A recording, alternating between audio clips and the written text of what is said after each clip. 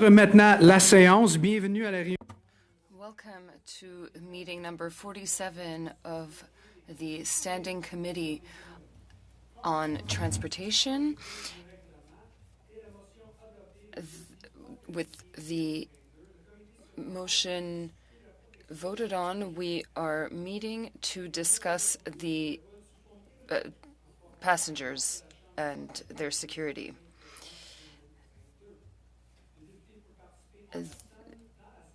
MPs may participate in person or otherwise.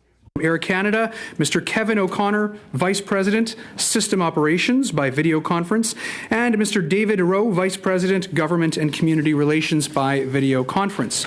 We have from Sunwing, Mr. Len Corrado, President by video conference, as well as Mr. Andrew Dawson, President and Tour Operations, Sunwing Travel Group, once again by video conference.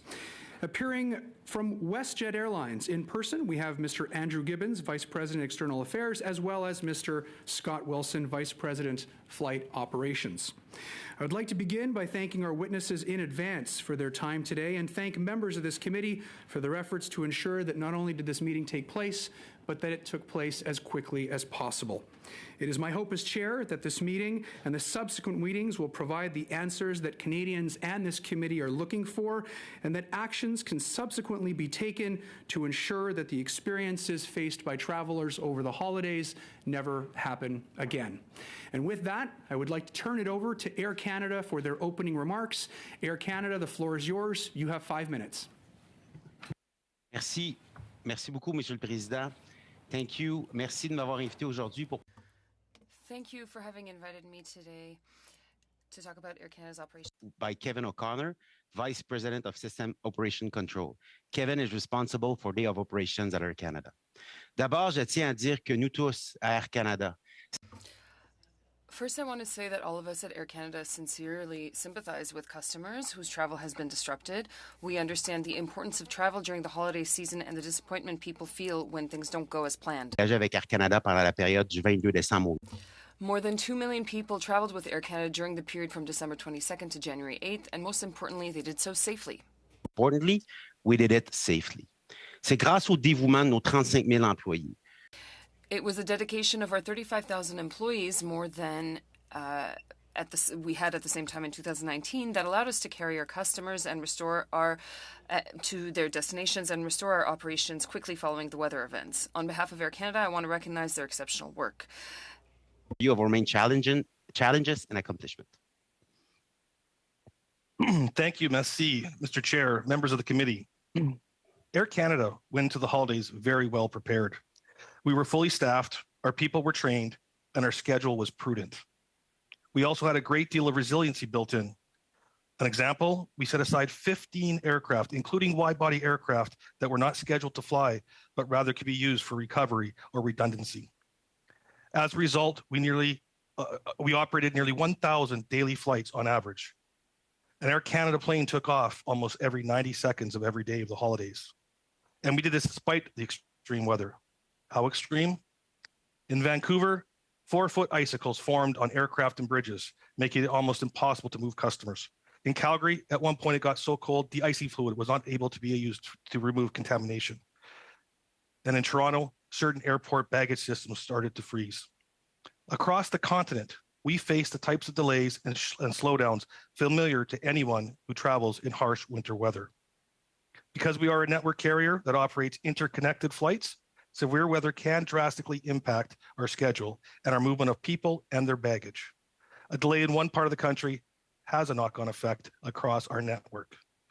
For example, an aircraft can start and be scheduled to fly from Toronto to Calgary in the morning and then on to Vancouver and a southern destination later that day. But if it is held up by weather in one place, then it is late for its next flight. Or its final flights may be canceled if the crews go over their legislated duty day. In such situations, we prioritize international flights, which are more difficult to recover because of the long flight times. Overall, we operated 98% of international flights during the holiday period. Our ground operations can be also affected because of employees' work schedules are tied to the planned operating schedule. This in part accounts for misconnected and delayed baggage. We move bags in parallel with our customers, but if a flight is delayed, bags can misconnect. They also can accumulate at airports because our ability to move them on the next flight is limited on those later flights, given they're full during the holiday period. Finally, a word on customer communications. During a storm with its unknown duration and impact, it's not always possible to immediately rebook customers. We must wait until their weather improves enough so that we can assign aircraft and crew. Still, even at the peak of our bad weather, December 23rd to December 27th, Air Canada rebooked more than 107,000 customers who were affected by flights. We also implemented a very flexible rebooking policy. We gave refunds and waived fees for our customers who chose not to travel. It is noteworthy, though, the vast majority of customers chose to not rebook and travel as planned, even when they understood the travel might be slower than normal. David? J'aimerais conclure par cette question maintenant. Ce que nous cherchons. What we all are looking for is to improve the situation in the future, or at least as far as Mother Nature will allow. First, there has been a lot of talk about the air passenger protection regulations. As we've always done, we will continue to comply fully with the obligations of the regulations. However, the recent travel disruptions do not fall within the scope of the APPR. They were the result of major weather events, and there is no passenger protection regime in the world that requires air carriers to be responsible for force majeure events. System consists of many stakeholders working together to move passengers safely and efficiently. Each entity has an independent role to fulfill to make the system work, but airlines are the only one with enforceable standard and financial obligation. There needs to be shared accountability. Government should also take a broader view on policies to support the industry and invest in modernized infrastructure. At present, hundreds of millions of dollars are taken from passengers in the industry and taxes, fees, and airport rent and put into general revenue. This money should be reinvested into the air transportation infrastructure. We need to move forward with digitization, facility upgrades, and other improvement. This would benefit people by making everyday travel easier and also ensure the system is more robust enough to withstand irregular operation. Je vous remercie beaucoup pour votre attention. Thank you. Merci beaucoup, Monsieur Rowe. Thank you very much, Mr. O'Connor. Next, from Sunwing Airlines, we have Mr. Corrado. Mr. Corrado, the floor is yours. You have 5 minutes.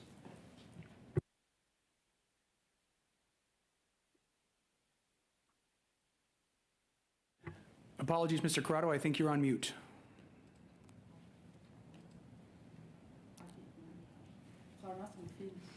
Mr. Corrado, we still can't hear you, unfortunately. Sorry to cut you off once again, sir. It might be perhaps because your headset might not actually be connected. Could you verify the connection of your headset, please, sir?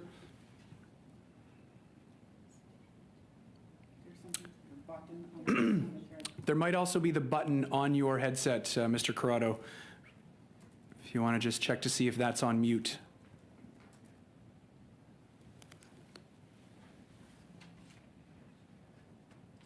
Can you hear me now, Mr. Chair? We can, sir, and I'm not going to penalize your time on that. Your time will start right now. Thank you, Mr. Chair. I want to thank the committee for allowing me to appear here today. My name is Len Corrado, and I'm the president of Sunwing Airlines. I'm joined today by Andrew Dawson, the president of Sunwing Vacations. Let me begin by apologizing that we failed to deliver to the level that we had expected and that Canadians had expected from us over this holiday season. We had planned this holiday season would be a return to the normal in a post-pandemic world for our flying program, and we built a robust plan to meet the high demand for travel to sun destinations. While many of our customers enjoyed their holidays with minimal disruption, we had some failures in execution for which we are very, very sorry. There were three primary issues that caused disruption to our schedules. First, several storms severely impacted our operations across the country. This included a virtual shutdown at Vancouver's airport and caused major delays in Ontario and Quebec. These weather events not only impacted our ability to service our customers flying through those airports, but also our ability to position the necessary crew to service our own operations at other departure locations due to the cancellation of flights by other carriers impacted by these events. The second issue was staffing. In anticipation of a busy winter season, Sunwing began recruiting pilots last spring. We went from a low of 40 pilots during the pandemic to over 475 in preparation for our winter flying.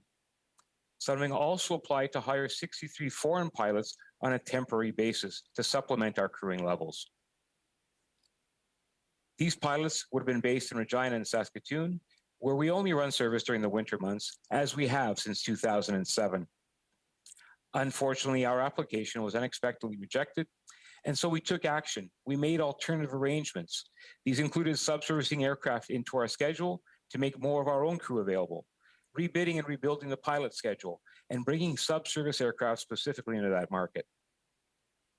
Thirdly, these challenges were compounded by airport infrastructure issues, such as a malfunctioning baggage belt system in Pearson, de-icing fluid shortages in Vancouver, and various other issues which affected several carriers. I'd also like to take a moment to share features of our unique business model. 95% of our customers are leisure travelers who have purchased their flight as part of a fixed duration vacation package. You may recall earlier this summer, other carriers experienced operational challenges as they ramped up to their peak operational season. Uniquely, Sunwing's peak flying occurs in the winter. Our ramp up coincided with the first of the storms. Unlike traditional airlines, we don't have the flexibility on our network to adjust our schedule and shift passenger itineraries. We almost always have customers waiting in a southern destination with a very fixed timeline to return to Canada, and often on routes where alternate flights do not readily exist.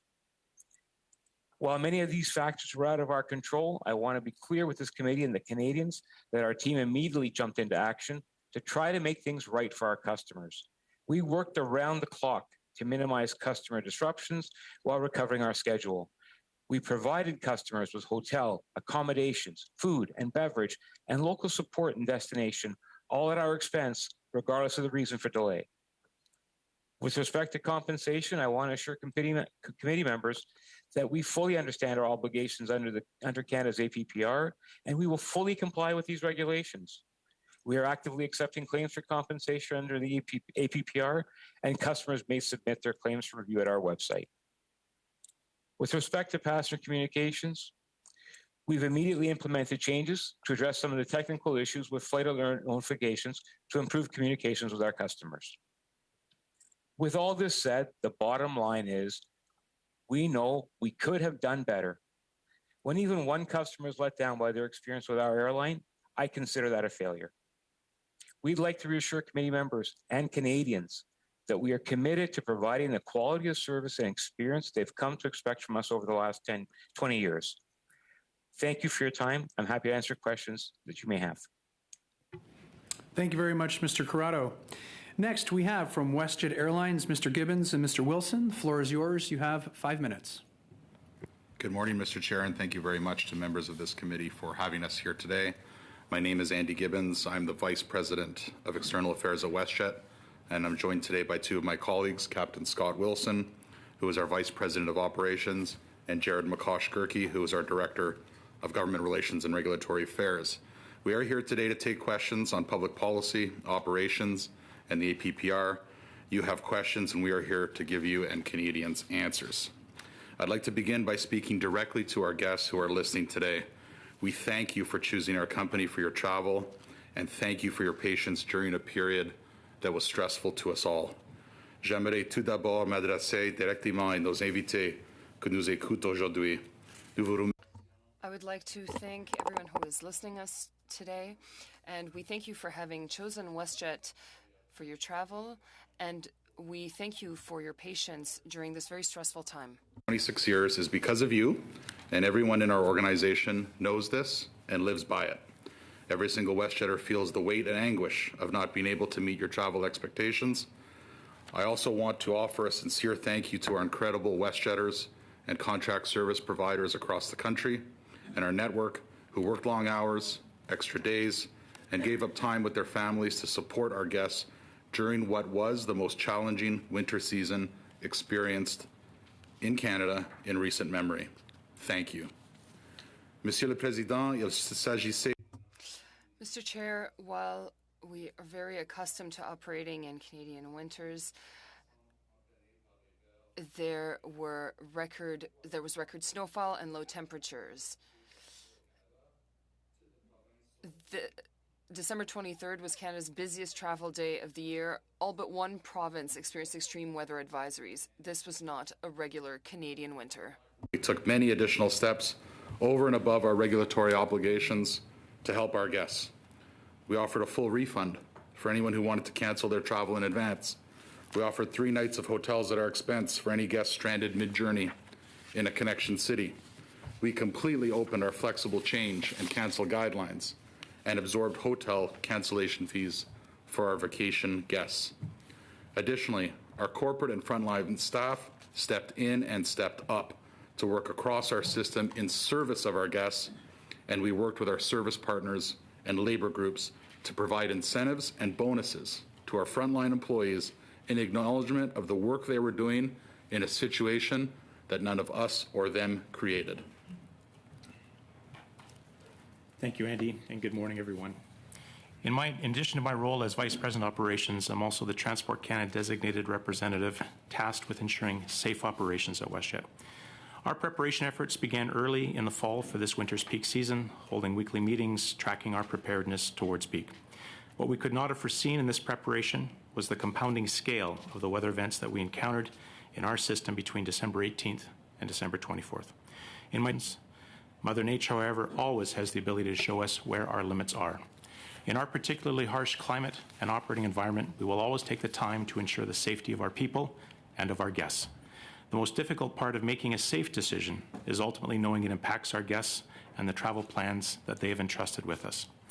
Notwithstanding, during this peak season, WestJetters worked hard to safely carry over 1.2 million guests and operate a significant number of additional flights in support of recovery operations.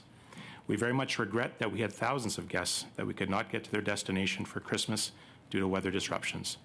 We were thankfully able to stabilize and recover our operation by December 26, allowing us to refocus our efforts to providing recovery options for our guests, even as challenging weather conditions continued in many areas across our country.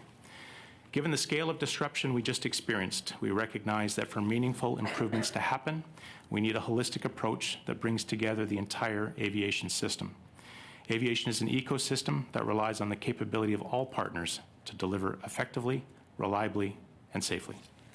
Given last month's events, we have identified 2 main areas for improvement as part of an overall lessons learned exercise. These areas are improving guest communications when things go wrong and improving our overall baggage performance. These areas are a priority for our company, among others, and we'd be pleased to share the details and updates as we go forward with committee members. Importantly, we also believe that the government must address the most glaring gap in consumer protection in Canada today. And this is the fact that your delay or cancel can be caused by many groups, yet only airlines have regulations governing our activities. We believe this committee should demand equal policies for any entity that provides a service that can result in a delay or cancel. This includes government entities, airport authorities, NAV Canada, and others. Strengthening overall accountability across our entire aviation system will improve service for all, bring down complaints, and provide the transparency our guests and all travelers deserve. Nous serons heureux de répondre à vos questions et nous attendons avec impatience. Thank you. Mr. Gibbons, and thank you very much, Mr. Wilson. We'll now begin our, Mr. Wilson. We'll now begin our line of questioning. I'd like to just point out to members, I will try to be as diligent as I can today and as strict as possible with the time, as I know that we all have questions. So at the 5-minute, 6-minute, or 2.5-minute mark, I will be cutting you off and turning it over to the next questioner. With that, we will begin with Mr. Strahl. Mr. Strahl, the floor is yours. You have 6 minutes. Thank you very much, Mr. Chair, and thank you to the witnesses for being here for this emergency meeting to discuss the failure of the Canadian transport system and the impact that it had on Canadian travelers over one of the most important travel seasons of the year. Of course, we recognize that this is now the 2nd travel season in a row where there have been major travel disruptions, where passengers have been stranded in airports, stranded abroad, separated from their baggage, a situation, quite frankly, that we were told in the fall by the minister had been resolved, that he was convinced and had confidence that there would not be a repeat of the travel chaos from the summer. And of course, we've seen horror stories where I would argue that it was even made worse. My first question is for Sunwing, for Mr. Corrado. On what date did Minister Alghabra reach out to you directly to discuss Sunwing's failure to return Canadian passengers home as their scheduled flights were. I'd like to know on what date you first discussed this with the minister directly.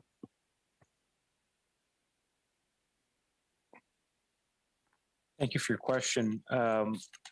We were updating the CTA from December 26th on, and then Transport Canada from the 27th. Right. We had some My question was the minister directly. When did the minister get in touch with you about this matter? Again, just checking my notes here. I believe our first contact with the minister was on the 29th of December. Okay, so about a week after things had started. I'll ask the same question to Mr. Gibbons and WestJet. When did the minister himself? When did you speak with the minister or his office directly? On what date? I don't have the exact date, Mr. Stroll. I know that our chief executive texted the minister very early on in this to advise him that the storm was coming, so to speak, and that they would be needing to have regular conversations. And he also offered the minister to make his entire team available to the department should they have any questions or concerns about our operations and our decisions. So that was fairly early on. I'll say that was December 20th, 21st, whenever the incidents really started to take shape.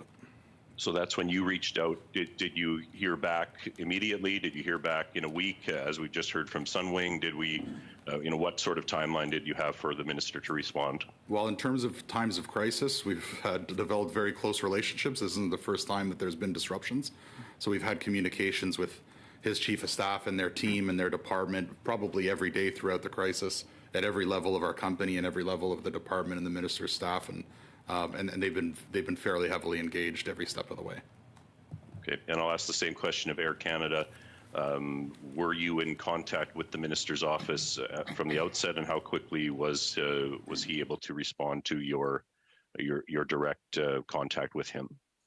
Je dirais qu'on est en contact avec le bureau du ministre et des représentants du ministère.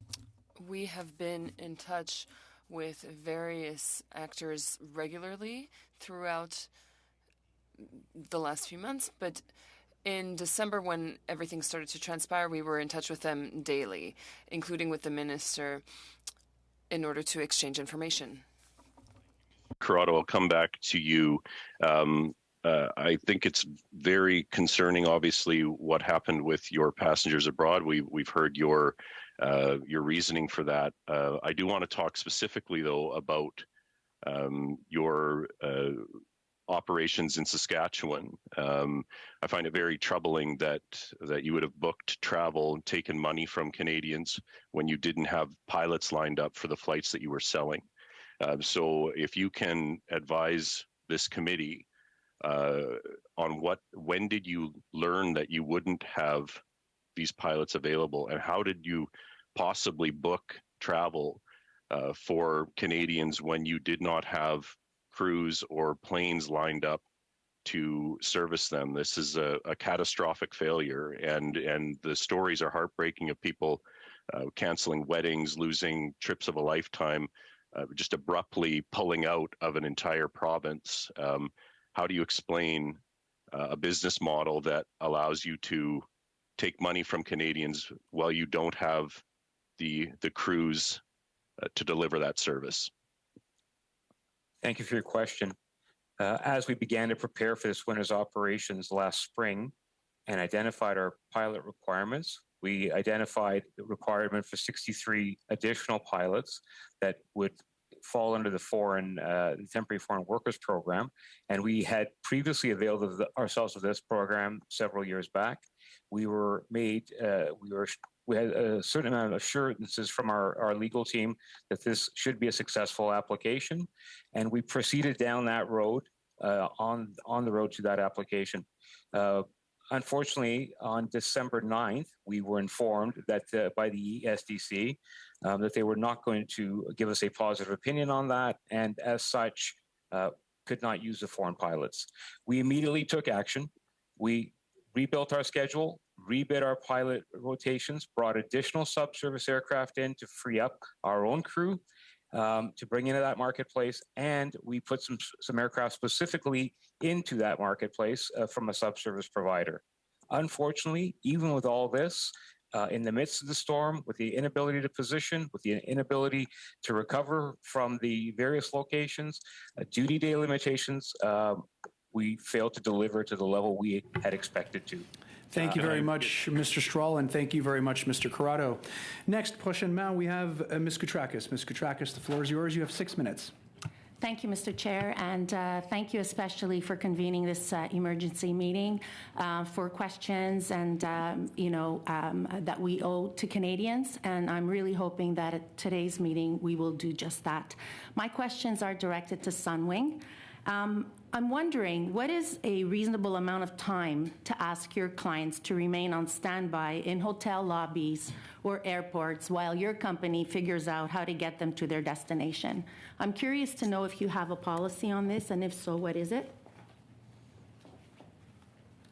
Thank you for the question.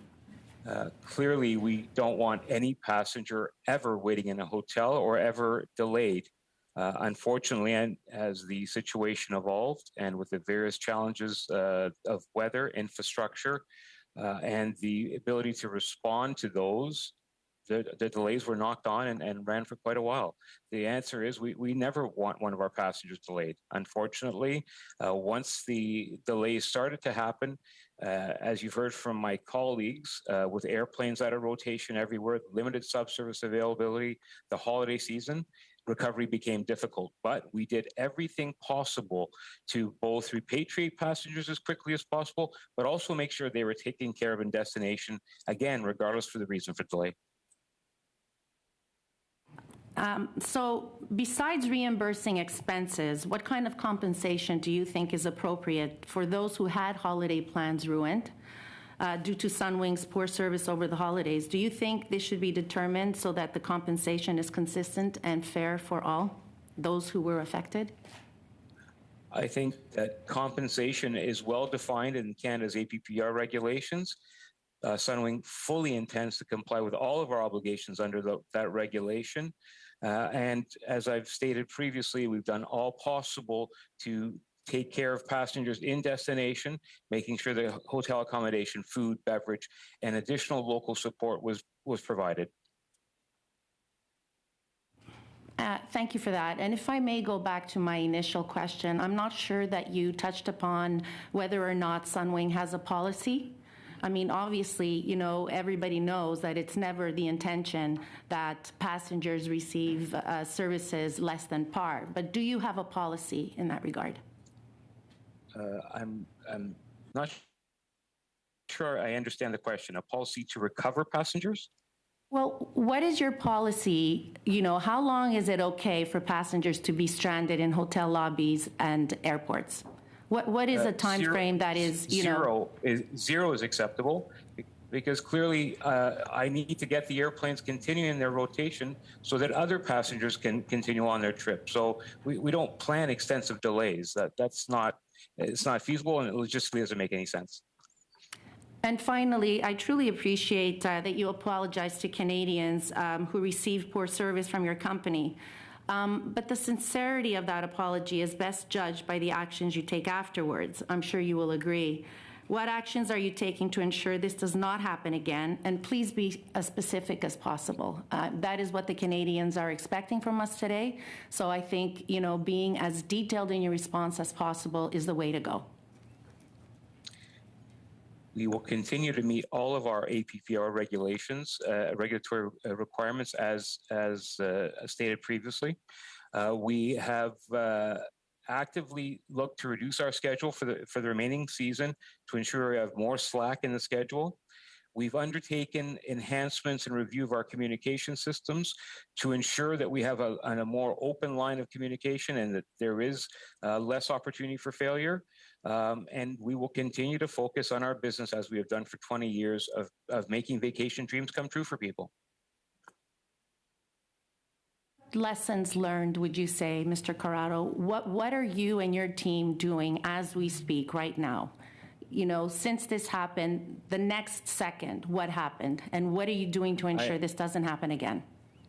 as I've mentioned, we're pulling down our schedule in order to give ourselves more slack in the schedule, so that if we have additional weather events or infrastructure events, we have more ability to respond, as well as we've already made actual changes to our communication tools.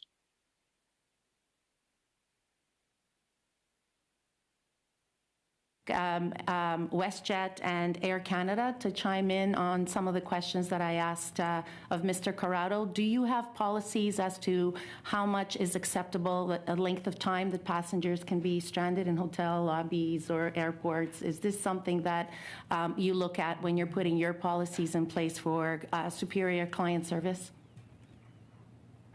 Of course not. There's no acceptable time for our guests to be stranded anywhere. There's no acceptable time for a Canadian customer to be sleeping on a sidewalk or a hotel airport floor or anywhere else. That's as unacceptable to us as it is to any member of Parliament or any customer of ours. And from Air Canada, I would say it's exactly the same, and we don't spare any expense. Whether we have to send rescue aircraft in, put customers on other airlines, we will do whatever it takes within our, with whatever we can do. So we don't have the exact timeline, but nothing is acceptable and no expense will be spared. Thank you very much, Ms. Koutrakis. Prochainement, nous avons Madame Vignola. Madame Vignola, la parole est... Thank you very much. Ms. Vignola, the mic is yours. Thank you very much. Thank you to everybody for being here. I'm very sure that, as you know, we are not getting together to know what mistakes you made in this storm. You do not control the weather. I know a lot of us wish we could at times, but it's not the case. The issue is really about customer service. I'll start with Sunwing. There are people who had to wait 7 hours on a plane without food when Section 8 of the rule says that after 3 hours, passengers should be allowed to disembark the plane.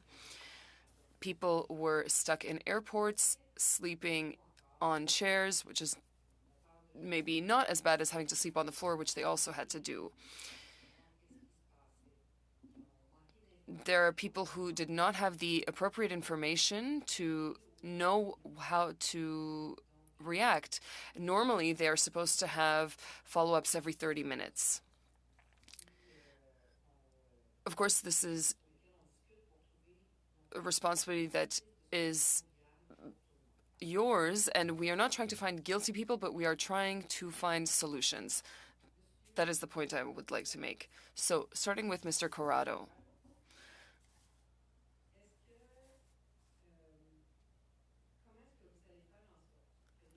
How will you ensure that people will never be stuck on a plane for 7 hours on a tarmac and for the Section 8 of the law be respected?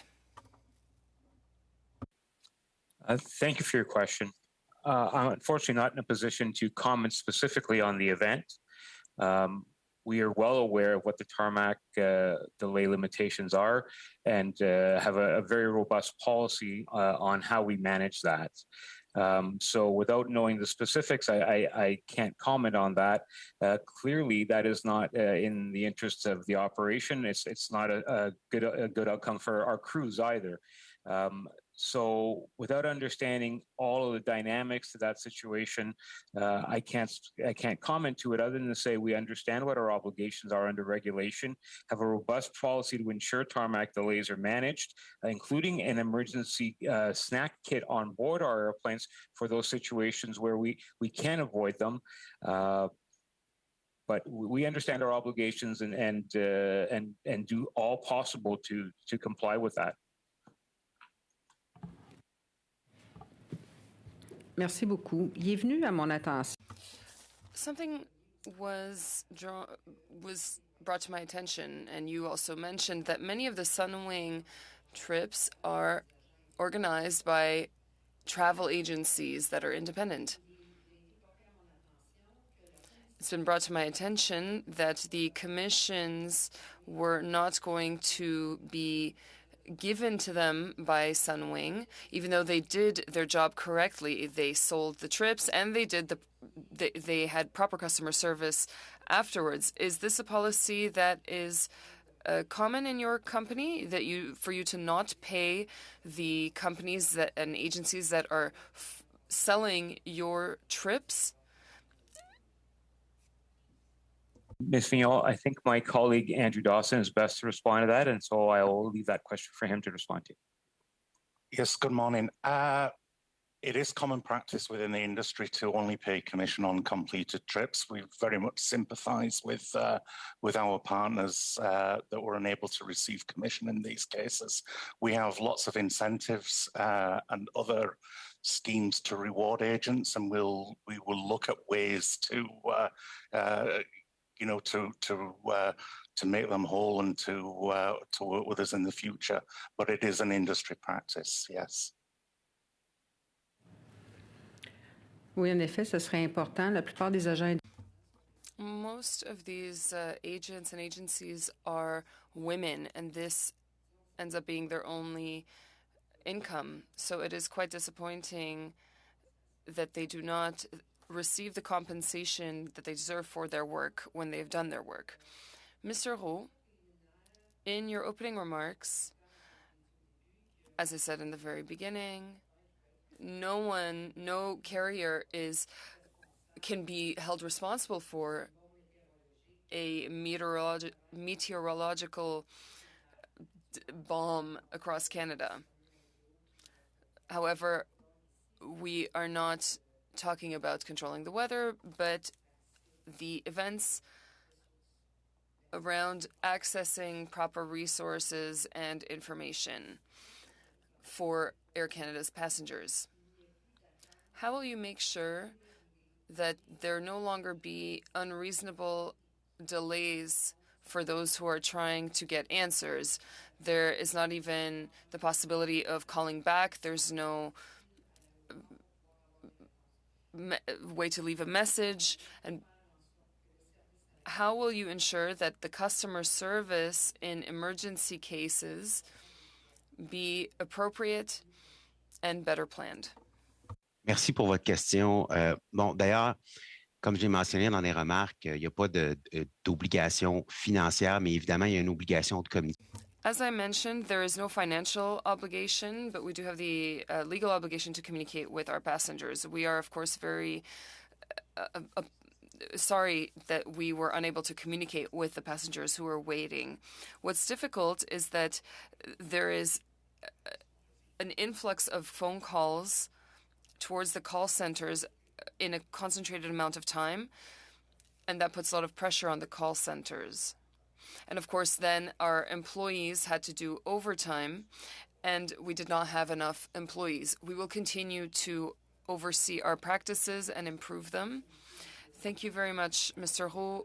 Unfortunately, we have run out of time. And Ms. Vignola, by the way, I can confirm that the Canadian Transport Agency has asked to be our next witness. 6 minutes. Mr. Chair, and thank you to all of our witnesses for appearing before us today to answer our questions. I want to start by trying to channel the dismay and the frustration and the anger of hundreds of Canadian passengers who were stuck over the holidays because of the incidents that we've been talking about already at this meeting. And among that group, I don't think there's a group that feels more frustrated and more angry than the passengers of Sunwing who were stranded in international destinations for days and days. And I wanted to set the stage by reading the same email I read at our last meeting and then directing some questions to Mr. Corrado from Sunwing. This is from the mother of a Sunwing customer who was stranded in Puerto Vallarta. She writes, he is getting no reliable information from Sunwing as to how long this may last. Every day he has to check out of the hotel and wait in the lobby to see if he's included in the passenger list that will be provided a room for the next night. He is frantic. From my end, I have had countless phone calls to Sunwing and have not been able to talk to anyone.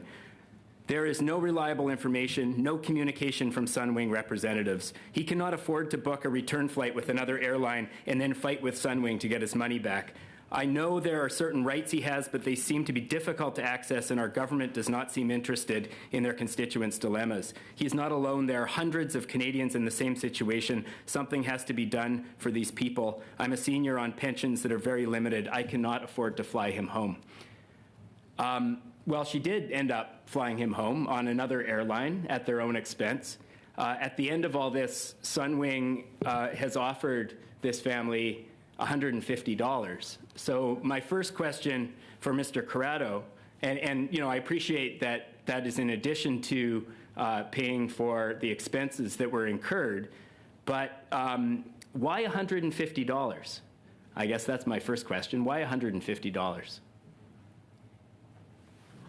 Thank you for your question. First of all, as you read that detail, I'm a father as well. That's a story that tugs at one's heart.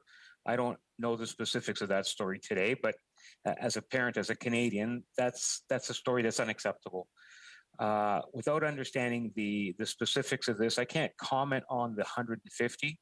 What I can tell you is that if the flight falls within our APPR obligations, all of those obligations are being met. What I can tell you is that we had representation in destinations. We paid for hotel, food, beverage, and we had people supporting in destination. If we fail specific to this, again, without understanding the specifics, I can't comment, but we were fully committed on doing all possible to support passengers who did not depart as planned. And we're sorry for this, and we've spoken about the various reasons, but we will do right by our passengers as per regulation, and we've done right by our passengers in destination. January 5th, mea culpa, you wrote that we also understand our obligations under Canada's air passenger protection regulations and will ensure full compliance with these regulations. In your mind, what does full compliance mean? Does that mean that passengers who wish to access compensation can wait in line with 33,000 other Canadians for a year and a half? I don't understand the wait in line. We have a portal open through our website. We're processing those passenger claims for APPR and following the regulation. And we have a time limit as to by which we have to settle those, provide compensation or decide whether no compensation applies. And I'm not going to get into adjudicating case by case here because that wouldn't be fair to anybody. But we follow the regulation as prescribed. Will Sunwing be proactively awarding compensation as per the terms of APPR? We will process claims through our APPR portal, through our website, as we normally do since APPR began. To you an email from January 2nd to one of your passengers, and this is going to sound awfully familiar to a lot of Canadian passengers because, frankly, this is the kind of email that all the airlines have been sending out. It says, "We sincerely apologize for any disruption to your flight schedule. Please note that flight delays on November 2nd and onwards were delayed due to an unforeseen operational restriction affecting our flight operations, and it was out of the carrier's control. Your flight is not eligible for compensation or reimbursement for flight delay under Canada's air passenger protection regulations." This doesn't sound like you're what's the quote here, ensuring full compliance and understanding your obligations. This sounds like you're using the same loophole in the air passenger protection regulations in the Canadian Transportation Act that all the other airlines have been using. Can you explain how many people received an email like that, denying them compensation? I can't give you a number clearly, but someone who's received that email means that flight was adjudicated outside the carrier's control, whether that be weather, whether that be an airport facility, whether that be an airplane that cannot operate for reasons as prescribed for safety under the regulation. So I again, without knowing the specifics of the event, I can't comment, but clearly that flight's been adjudicated outside carrier's control as prescribed by regulation. Mr. Corrado, if these situations were outside of your control, why did you apologize? That the flight you quote is November 2nd, and I've apologized for where we have failed to deliver to our expectations. Thank you, Mr. Corrado, and thank you, Mr. Bachrach. You can continue that line of questioning in your next round. Thank you very much. Next, we have Dr. Lewis. Dr. Lewis, the floor is yours. You have 5 minutes.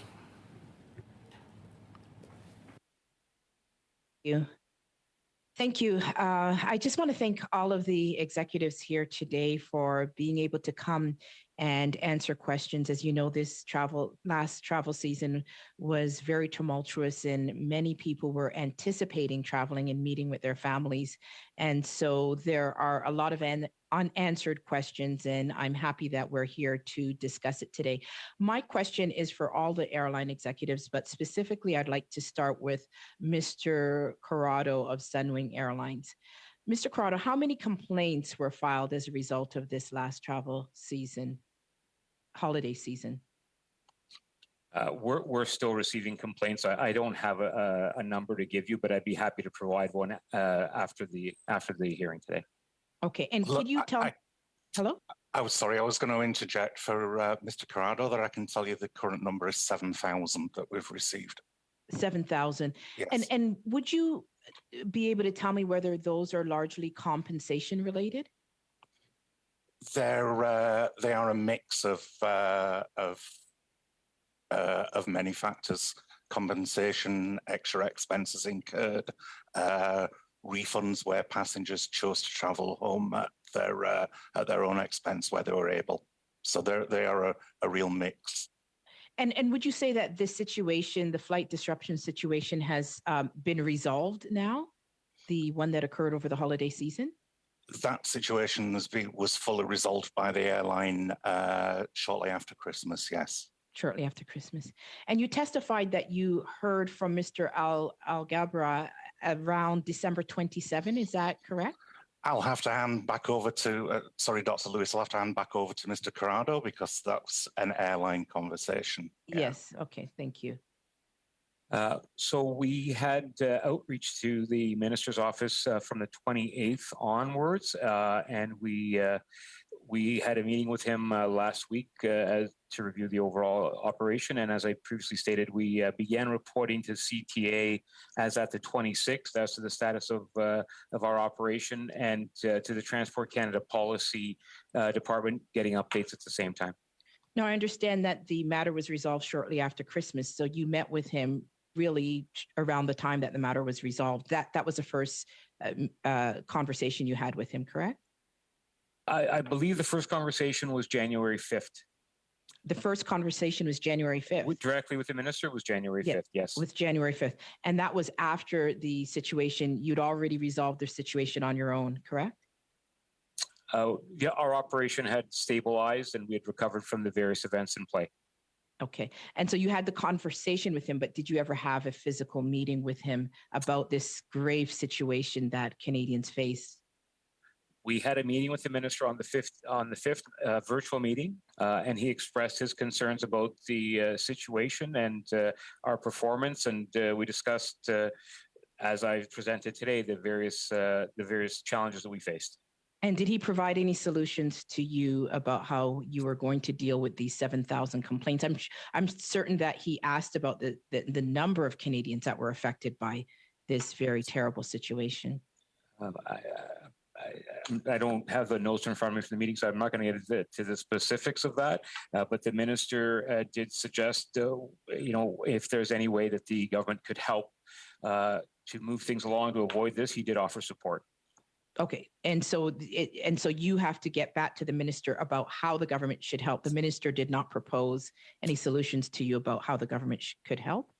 Not at that time.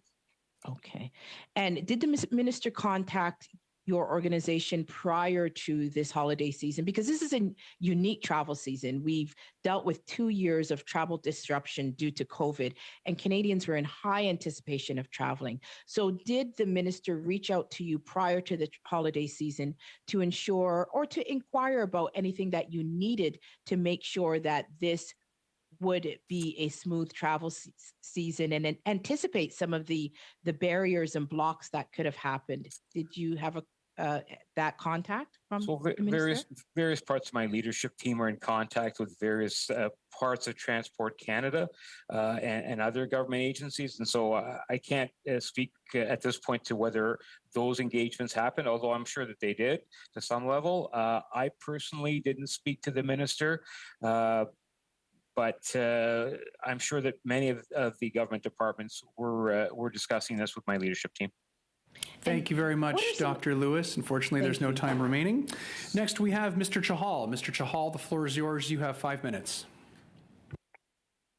Thank you, Chair, and I want to thank all the witnesses for joining us today and providing testimony on this important topic. I represent a riding in Northeast Calgary with the Calgary International Airport, with thousands of employees who work at the airport and thousands of new Canadians who make Calgary Skyview home. And this holiday season was a complete disaster across the country for my constituents and Canadians. I appreciate the opening testimony, and Air Canada had mentioned that they built in significant resiliency preparing. And I want to start with 15 wide bodies. I want to start with Mr. Corrado. Did you build in a similar type of resiliency to avoid disruptions and impacts?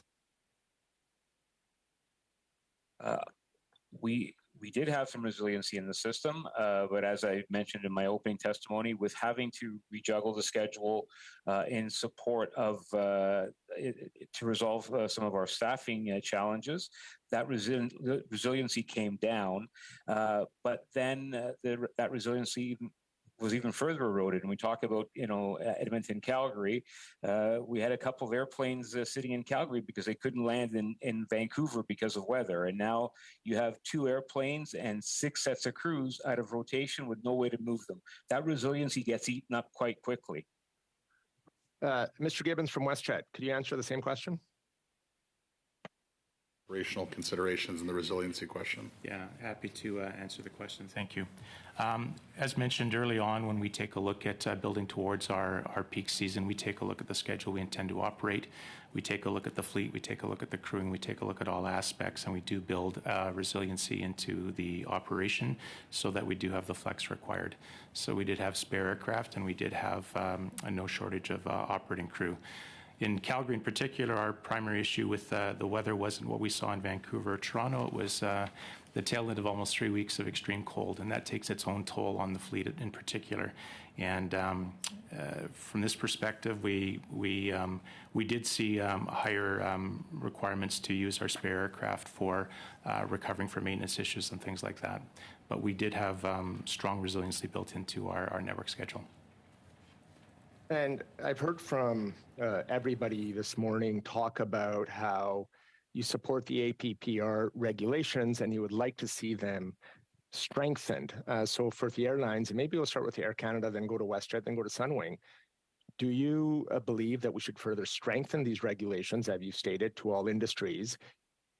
But also then, if you support the regulations, why are you taking the government to court regarding the APPR? Let's start with Air Canada, go to WestJet, and then let's go to Sunwing. Very quick. La position qu'on a dit au comité. What we said to the committee is that, yes, of course, the regulation will be should be reviewed, but also it should include a lot of the actors who are in the air travel industry. Right now, the rule only aims air carriers. They're the only ones who have any responsibilities. Our position is that the rules should be reinforced in order to take into consideration all of the actors that are involved in air travel. So you support further strengthening and possibly additional fines and penalties if are brought forward? Non, ce qu'on a dit, c'est que nous, on appuie l'idée. We support the idea of reviewing this law so that everybody who has a responsibility can be involved. With regards to the penalties, there are very high penalties right now. For example, in the United States, no penalties exist for delays and cancellations. For denied boarding, the penalties are 3 times higher in Canada than in the United States or elsewhere in the world, really. So, of course,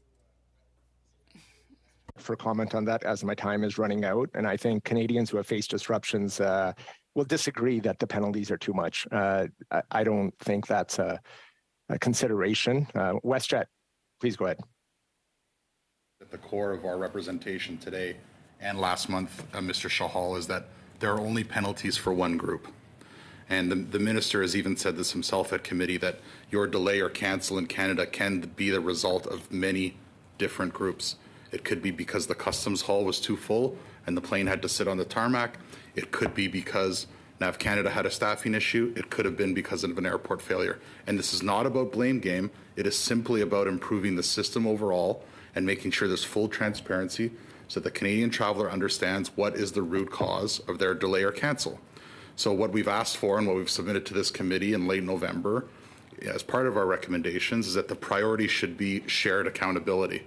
We do not believe the priority right now should be additional penalties on the only group that has any accountability and regulations that govern it. It should be to apply it equally Thank to you very everyone much, as the Mr. top Gibbons. priority. And thank you very much, Mr. Chahal. Prochainement, nous avons Madame Vignola.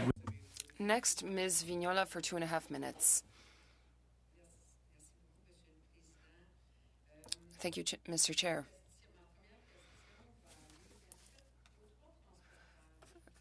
To all 3 of the air carriers, quickly, I'd like to know, first, how many flights were canceled, not just because of the storm, but also for security reasons because of the lack of staff. Let's start with Mr. Corrado. Thank you for the question. Through the period of the holiday season from December 15th through the end of December 31st, we had 67 flight cancellations. Et de ce nombre, combien sont causés par le manque de And how many of those were caused because of the staff shortage? I don't have an answer to that. I can get back to you. Merci. Pour M. Gibbons? For Mr. Gibbons and Mr. Wilson. Cancellations, we've got the period between December 16th up to January 8th, and the total number of flights was just over 1,600. Et de ce nombre, combien était causé par le manque de personnel? The interpreter did not hear the question.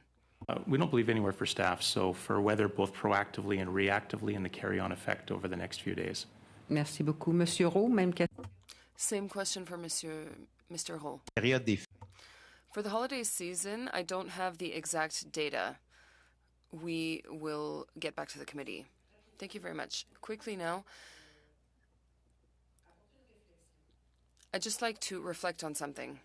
When there's staff shortage, of course, we can understand in certain cases that might happen, but there is also a lot of preparation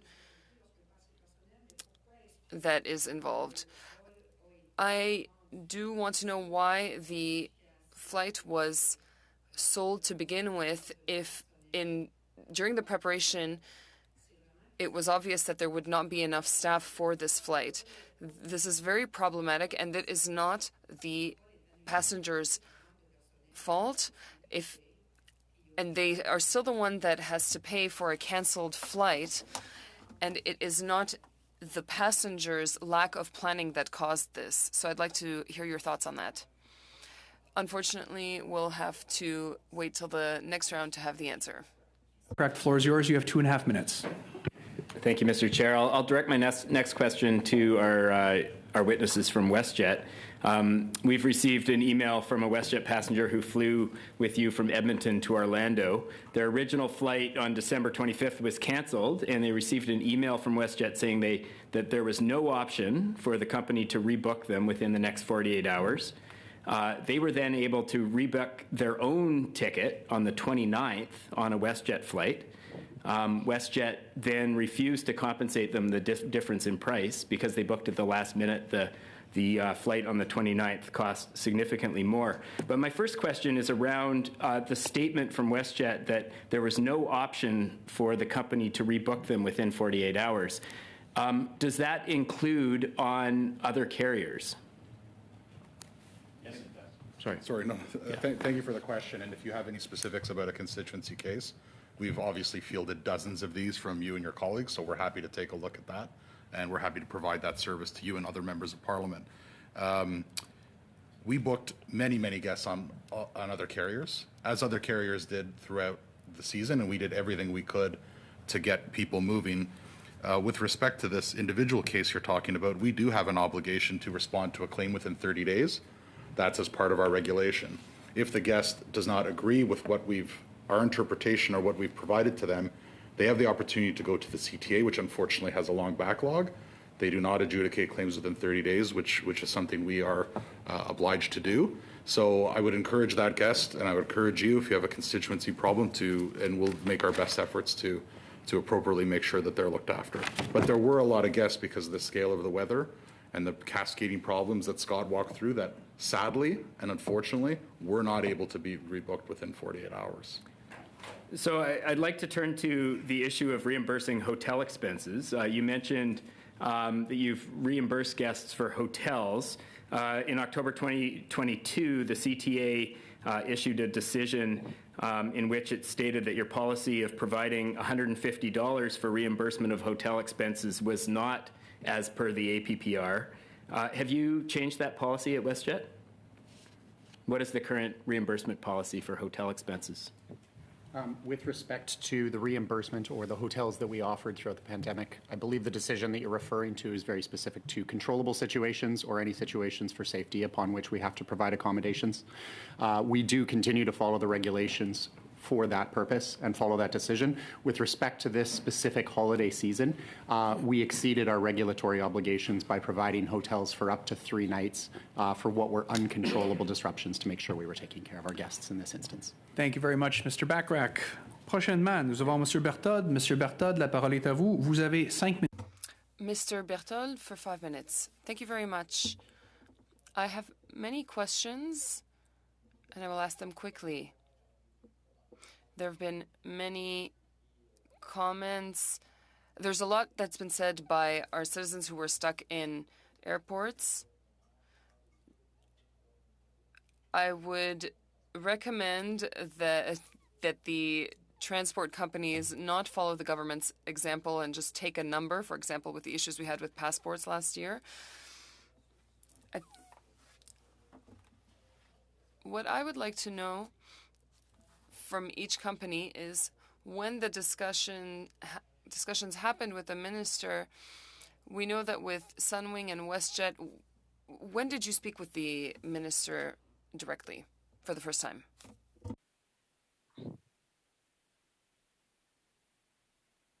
I think I'll go first. The question is both us and WestJet. I believe I already have your answer. I want the answer from WestJet and from Air Canada. And Mr. Chair, I hope that my time, because the translation problem. It won't affect your time, so I think we'll turn it over to Mr. Corrado next. Oh, sorry, not Mr. Corrado. We'll go with WestJet first, then we'll go to Air Canada. WestJet. As I indicated in an earlier answer, our chief executive, Alexis van Hansbroek, was in touch with Minister Alghabra immediately when these issues started to arise, and we knew the scale, generally speaking, knew the scope and scale of the problems that we were going to have and that Canadians were going to face at particularly the worst time to face them. So we were in touch immediately, and then, of course, I'll repeat again, our teams at all levels of our company and all levels of the department and government, and not just Transport Canada, because Transport Canada is obviously the main department. Merci beaucoup. Yeah. Thank you very much. Je voulais uniquement savoir les rencontres avec le ministre. I really just wanted to know about the meetings with the minister. Numéro. The call center number is available, and by going on the applications, people can contact us. We were in touch with the minister, as I said, throughout the preparation period. Monsieur Roux. Mr. Roux, can you tell us the exact moment where there were discussions between Air Canada and the minister? The members of the committee would appreciate that answer. On social media, many tweets to the minister on December 23rd said that he understood this frustration on behalf of Canadians. A few days later, on the 26th, he said that he understood that the situation was unacceptable, and that the government would continue to ensure that everyone's rights would be respected. And then on January 3rd, a special meeting was requested, and the minister said that Canadians deserve answers. What I'm trying to get at is, to what extent did the minister actually try to get answers himself, and not just communicate with Canadians through Twitter? Did the minister actually participate in a bit of a crisis situation? The transport minister is responsible, so it would be, of course, understandable that Sunwing, being a smaller company, get less attention, and therefore the problems might be amplified. You've said that the federal government makes a lot more money than it invests in transport infrastructure. You seem to be saying that infrastructure might be one of the sources of the problems that were caused during this period and over the winter. What do you think about the government making that money? Well, these are remarks that have been made from the industry for a long time. Charging onerous rent and taxes that undermine competitiveness. Airport rent, for example, can represent up to 30% of airport operating budget. Ça, c'est suite à une analyse qui a été faite. This was said after a committee that was mandated by the Canadian government. Some of our other industry players that will be witnesses later today will tell you as well the same thing. This is more than $400 million. We have paid billions, and Canada is one of the only countries in the world that functions this way. Thank you, Mr. Berthold. Here with Stamoff. Stamoff, the floor is yours. You have 5 minutes. Thank you, Chair, and I want to thank colleagues for letting me join you here today. I'm not a regular member of this committee, but given the mess that was holiday travel and the impact that it had on my constituents in Oakville, North Burlington, I felt it was really important to be here and get some answers for them, because many of them hadn't traveled since before the pandemic, so they were excited. And then, as we all know, it was an absolute mess. Now, I acknowledge, and my Bloc colleague said the same thing, you can't control the weather, but what you can control is the plans that you have to deal with it, as well as how you communicate with your customers. And both of those were sorely lacking over the holiday travel season. I want to start with Sunwing, because you've acknowledged that you were trying to get 63 foreign pilots and you were unsuccessful. But then you said that you had resiliency built in the system. With all due respect, sir, I would challenge that you didn't have resiliency in the system, and that you were selling Canadians travel when you did not have the capacity to deal with it if there were any kind of problems. Bad weather is not unique to our Canadian winters, and I have a couple of questions on that. Did you have a warning from the Government of Canada that that application may not be successful? No, we did not. We didn't have any information until I believe the date was December 8th or 9th, and I can confirm that that application was not going to be successful. As far as your point on resiliency, in fact, we do have resiliency every single day. All the carriers here build reserve coverage into our schedules, have additional airplane available, and that's part of our standard plan. But when the airplanes don't move as planned, when there is no flights to position crews, that resiliency gets consumed quite quickly. When you don't have 63 pilots that you had built your schedule on, did you cancel the travel that would be corresponding to those 63 pilots and the flights that they would be flying? We cut back on some of our flying. We hired three different subservice carriers, two Canadians in Ontario to free up some of our own crews, and we brought a carrier into that marketplace where the specific problem was. So I would say that we covered all of that resiliency by making a significant investment in subservices to cover that. I would suggest that you didn't build resiliency in there, or people wouldn't have been stranded and you wouldn't have been selling flights that you weren't able to handle. But my next question is for WestJet. When all of this happened, and you've mentioned a couple of times tonight or today that you offered passengers 3 nights hotel accommodation, and yet during this mess, it was widely reported where there were no hotels. And so passengers were stuck in the airport, and it was late at night, so there were no WestJet representatives available. What are you doing to fix those issues going forward? Because there's nothing worse than not even having a representative available and not being able to get through to somebody to find out what's going on. Great question, and we obviously empathize with those guests greatly and your constituents who are impacted, and we've expressed that here today sincerely. As I mentioned in our opening remarks, we have and are conducting a pretty significant lessons learned, and part of that is how we communicate with our guests and how we cooperate with our partners when these incidences occur of this scale. And I don't want to underestimate or understate the scale of what we encountered. For example, and I'll just note this because we were researching this for the committee. In Alberta, for example, the Alberta Motor Association wait times were 3.5 days for roadside assistance. Right? I mean, sometimes it is weather, but the questions you're asking is about what we do when things go wrong. So we've identified 2 main areas. One is our communications with our guests.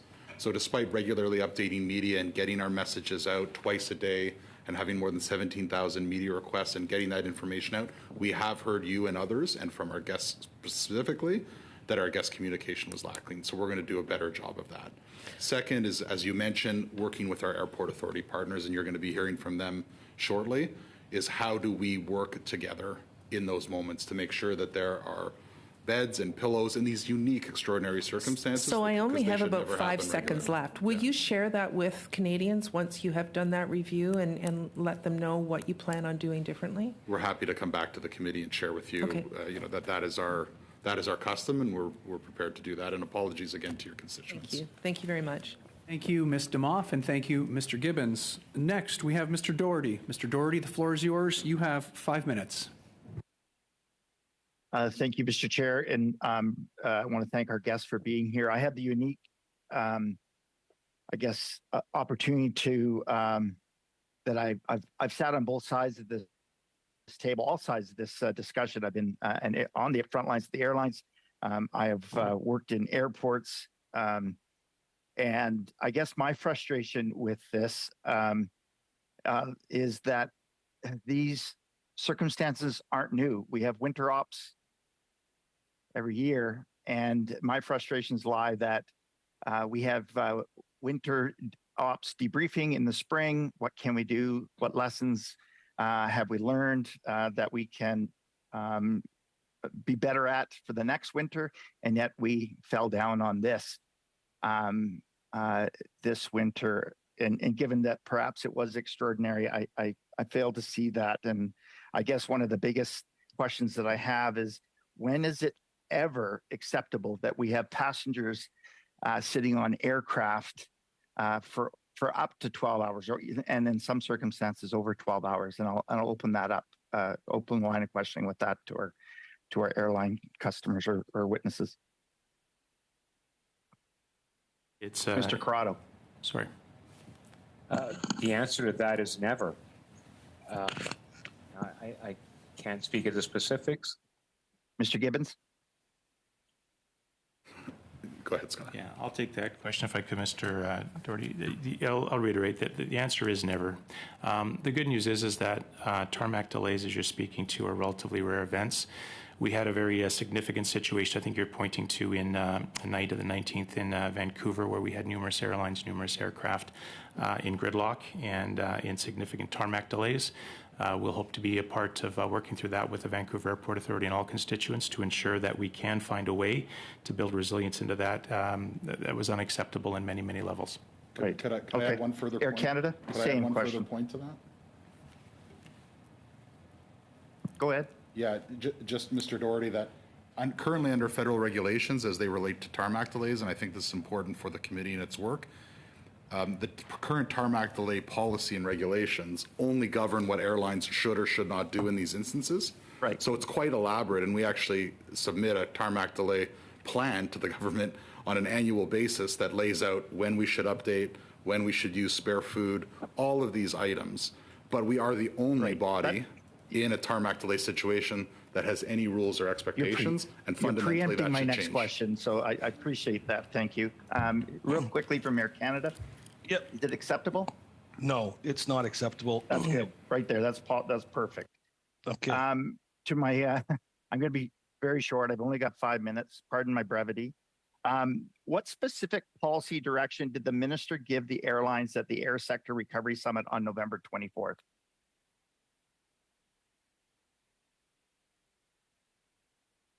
Anyone?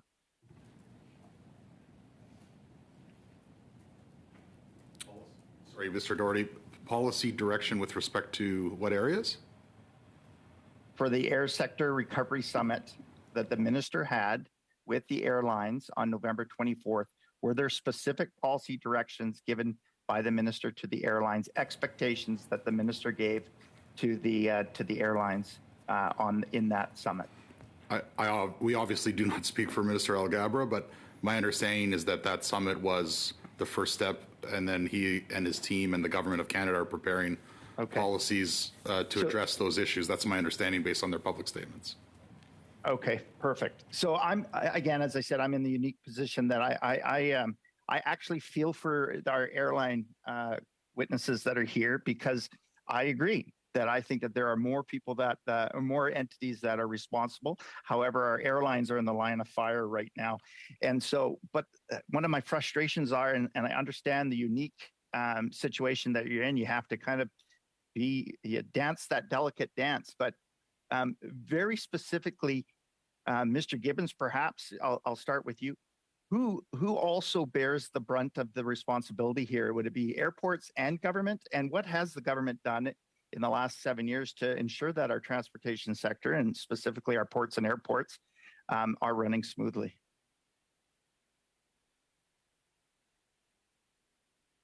Part of your question, Mr. Doherty. You're on mute. You with respect to tarmac delays specifically?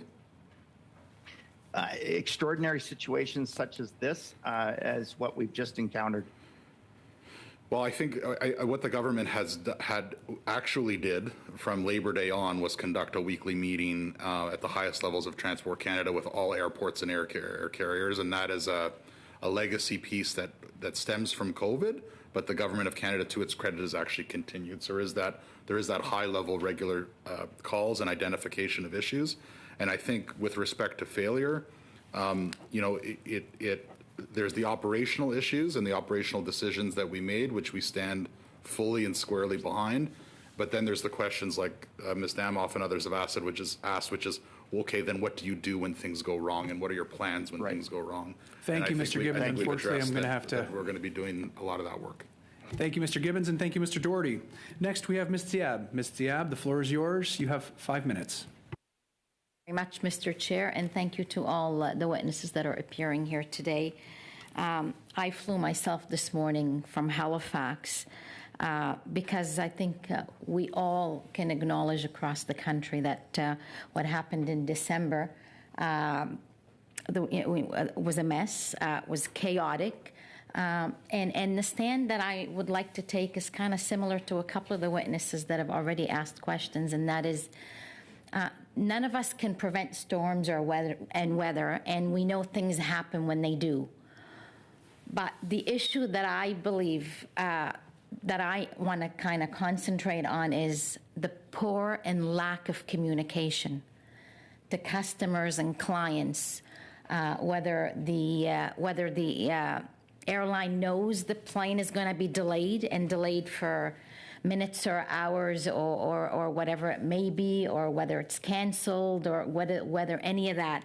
I personally was caught in December leaving Ottawa to Toronto, and we couldn't because of weather.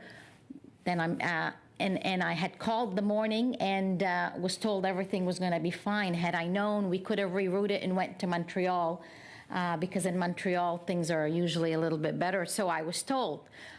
Got on a flight 24 hours later to Montreal, and then we were stuck in Montreal because the international plane could not leave because of mechanical problems. So that, things happen. It was, and some of it is controllable, others may not be. But the issue here is communications. I saw so many people lying lying in the airports. People were getting angry. They were getting frustrated. And really, I felt for the staff that were there. There was just no communication. No one knew what was going to happen. The people that were lucky to have lounge access were in there, but in the lounge access and on the apps, a lot of people have apps these days. It said, we're boarding. You're going there, you're waiting and waiting and waiting for hours, and there's no boarding. So I think we've heard now, and maybe I'll start with Air Canada because it happened to be an Air Canada flight. But, it's probably the same, with other carriers as well. What are you doing to improve this communication? Because clearly it's not happening. And, people understand there's difficulties, but there's really no answer when there's no communication to customers. Thank you for the question. And I apologize for the disruption you suffered during your trip on us. You're absolutely right. It's when we do things right, communication is the key thing. Early indications, when you have weather events, especially winter storms, they generally don't just pop up. We have advance notice, which is why we put weather alerts out, goodwill policies, alerting things that could potentially happen. The one thing I will say is that there are a number of knock-on effects. So as the day goes on, as things change, flights can have further delays or cancellations for multiple reasons. It's not just one reason. And I can see that being confusing. So you brought up that there was a mechanical on a wide body. No, that was not known in advance. That was not known in the morning. And if that's the case, that's happened in real time. However, we have and are investing in lots of new technology for timely communication, training for our personnel who flight forecast. It is something that we strive for, and it is one of our top priorities is that the communication is key, and that whether even if it's your flight is canceled and it's not great news, that it's as far in advance as possible. And just one thing that I would say is, the goal for us, people have said winter, this isn't our first winter. We've had winters before.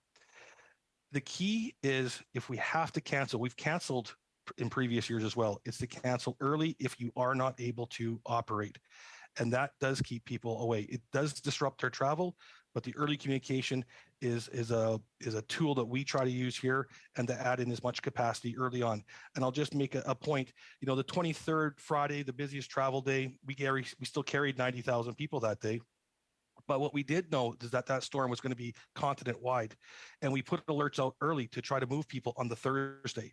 Thursday was not going to be our busiest day. It ended up being our busiest day of the entire travel period as we tried to proactively move people prior to the storm. So I would say the difficulty started back in mid-December, if not earlier, because of storms and everything else. But again, I'll go back to this communication and staffing. I've sympathized with the staff, but It was an international flight. We were on the tarmac for quite a bit, and then finally we had people were unloaded, and the plane was packed. You had to go to customs, clear customs, get your luggage, get out, but there was no one there, no staff there to sort of tell people what to do. I guess the question is, what are the policies, and how do you do that? What should customers rely on in terms of getting not just not proper communication, but also for those what is the policy with Air Canada? And maybe I'll go after, if I have time, to WestJet. Unfortunately, Ms. Diab, we're out of time for that, but we can ask our witnesses to perhaps submit a written response. Thank you, Ms. Diab. Next, prochainement, nous avons Madame Vignola. Ensuite, next, Ms. Vignola. Thank you very much. I spoke earlier about the lessons we would have learned in safety. Of course, when somebody buys a ticket, that is a contract with the airline company. They definitely expect for their safety to be at optimal, and I think that that's what you want as well. But then when there is a lack of security because of a shortage of staff, is there not some sort of a deficiency in the concept of security? Should we not then review it? Mr. Gibbons. I think I have the point of your question where, obviously our industry is one of the safest forms, if not the safest forms of travel around, and safety is first and foremost. To your point, I think that in a disruption, when we're, as an airline, we start to back up. We've got people in the halls, et cetera. It becomes security concerns for our frontline staff and for others. So I absolutely agree. And that's where we try to be proactive. One of the best things, and if we look at, I'll bring up December 23rd with both a significant snow event in Vancouver and starting around 9 a.m. in the morning, continual flash freeze and icing event in Toronto. In both those days, we took a proactive approach, and what we didn't want is that exact same situation. With cancels, they can happen in the moment. That's always the worst case scenario. Right there, you have the expectation, and that's taken away from you. What we try to do from a compassion perspective for our guests in those cases was to cancel in advance. They didn't have to leave their homes, and we. Thank you very much. I hear what you're saying. When there's something that is foreseeable, for example, a winter or a snowstorm, do you have a group that can ensure that everything go smoothly and people remain calm, and you be able to give the customer the level of service that they expect? Is there some sort of tactical group that can act in a case such as a snowstorm? So snowstorms are like many things in our industry. They're a constraint, and we can have many constraints. Constraints are what drive disruption and drive unintended consequences in a safe and effective journey. So if you look at an operational control center, it's that team, and that team is their 24/7 job as they look ahead, 12, 24, out to the 5-day window that we have with our network schedule. And their job is solely to try to see as far ahead as they can, take a look at constraints, whether it be fleet constraints, scheduling constraints, and provide an optimum experience for the traveling public and our guests. Merci. Thank you very much, Mr. Wilson. Merci, Madame Vignola. And our last. Thank you, Ms. Vignola. Come from Mr. Bachrach. Mr. Bachrach, the floor is yours. You have 2.5 minutes. Thank you very much, Mr. Chair. I think one of the most glaring stories to come out of the holiday season involved passengers on an Air Canada flight at YVR that were stuck on board waiting to deplane for 11 hours. For those of us who fly, I can't imagine what that situation must have been like. And so my question is for Mr. O'Connor from Air Canada. The CTA requires you to allow passengers to disembark, to deplane, after 3 hours and 45 minutes on the tarmac. Why was that not done? Thank you for your question, and I remember the day well. You're absolutely correct that there is the APPR tarmac rule that we follow, not just in Canada, but there's other tarmac policies around the world. However, in the cases of safety, if it is not safe to do or it jeopardizes damage or injury, we do not have to take the 345. In this case, if you look at the number of aircraft that was happening in Vancouver that evening, for all airlines, we could not get to a gate safely. The airport could not keep up with proper apron clearing. Employees could not tow aircraft. We could not disembark using air stairs onto an open surface and transport the passengers to the terminal. All these were explored. All these questions were asked. Nobody wanted us to have customers on board for 11 hours or any time of a lengthy delay. However, the situation that night when it is unsafe and we could jeopardize making things worse, we will always take the side of safety. That there isn't some sort of contingency plan for getting passengers off an airplane in those circumstances. Obviously, the situation on board was stressful for passengers. I imagine people wanted to get off the airplane. I understand the communication with the passengers was really lacking. And so I'm somewhat disturbed to hear that there was no plan to safely get those passengers off the plane using stairs or using some other situation.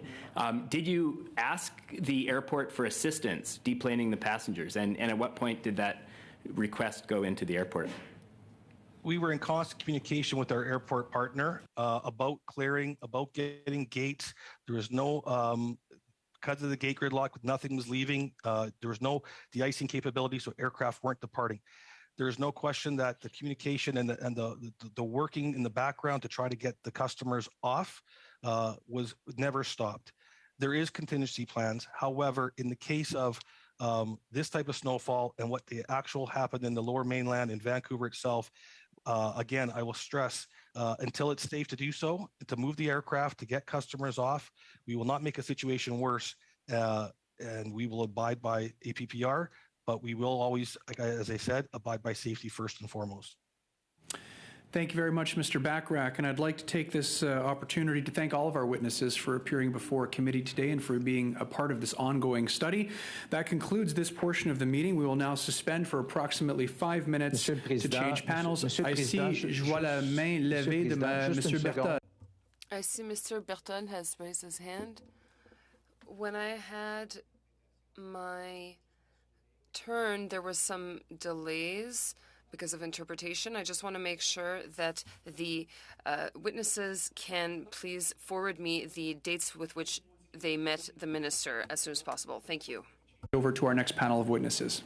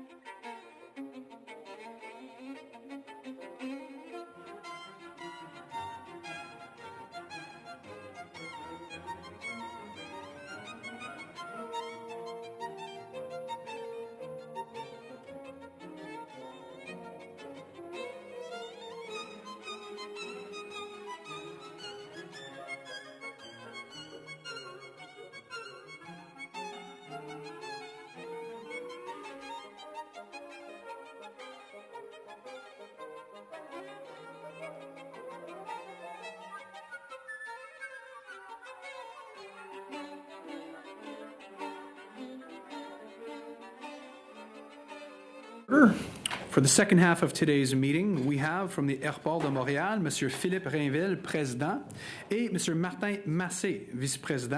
We also have Mr. Martin Massey. I have Ms. Deborah Flint, President and Chief Executive Officer by video conference. And from the Vancouver Airport Authority, we have Ms. Tamara Vrooman, President and Chief Executive Officer, once again by video conference. Thank you for your testimony today in advance and welcome to our committee hearing today. We will begin with opening remarks from the Aéroport de Montréal.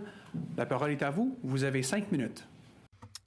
The floor is yours for 5 minutes. Thank you, members of the Standing Committee on Transport, Infrastructure and Communities. I'm pleased to have this opportunity to discuss with you about the travel delays and the treatment of air passengers during the recent holiday season. I have been with Aéroport de Montréal for 15 years now and have been its president and CEO since 2017. I'm here with our VP of Public Affairs and Sustainable Development, Mr. Martin Massey. As an airport authority, our role is to provide adequate infrastructure that is commensurate with the powers entrusted to us to ensure quality service to service delivery to our passengers. In December, 31 airlines offered direct flights from Montreal to 125 destinations, including 93 international destinations. During the most recent holiday season, an average of 450 flights landed and departed at Yule each day, with the exception of the December 23rd storm, which greatly affected airports in Northeast and Midwest of Canada and across Canada, causing delays and cancellations. Overall operations at Yule went very well throughout the holiday season, with the obvious exception of one partner, Sunwing, but I'll come back to that. Our planning for the holiday season began in October with numerous coordination meetings. In particular, we aim to ensure that our partners have the necessary number of employees to deliver the promised service to passengers. I can say that the team at Aéroport de Montréal and the federal agencies were ready to face a particularly busy holiday season. They were also prepared for an exceptional and, according to many meteorologists, historic storm. Once again, this year, Yule distinguished itself for the efficiency of its snow removal operations. Despite the weather cocktail that hit Quebec, Montreal, Trudeau International Airport remained 100% operational at all times, thanks to the proven expertise of our people on the ground. We can understand that the weather or elements beyond the control of the carrier can affect their operations. However, what is unacceptable is the lack of communication with their passengers and with our passengers. They are entitled to be informed, especially when delays that are more than 3 hours occur. We must avoid people coming to the airport in order to wait unnecessarily when they could remain in the comfort of their homes. We must avoid having hundreds of passengers waiting for their departures. In such a situation, it is our employees, my employees, who are faced with the understandable frustration of passengers. It is clear that they, of course, want factual answers. We definitely need to improve our internal communications with the airlines. It's important to better understand and explain delays to passengers. For example, we need to give a more precise time when the aircraft that will take over will arrive and inform them when it is on its way. Back to our more problematic carrier. Last week, we contacted the carrier and demanded an action plan to avoid a return to normal operations taking so long. We are waiting to hear back from them and hope that corrective measures will be put in place in time for the school break at the end of February, beginning of March. In closing, let me give you a perspective on the level of service Montreal passengers should expect in the coming months and years. For next summer, considerable effort is being made by all to ensure that we avoid another summer of 2022. I believe we will succeed despite a still very difficult labor situation.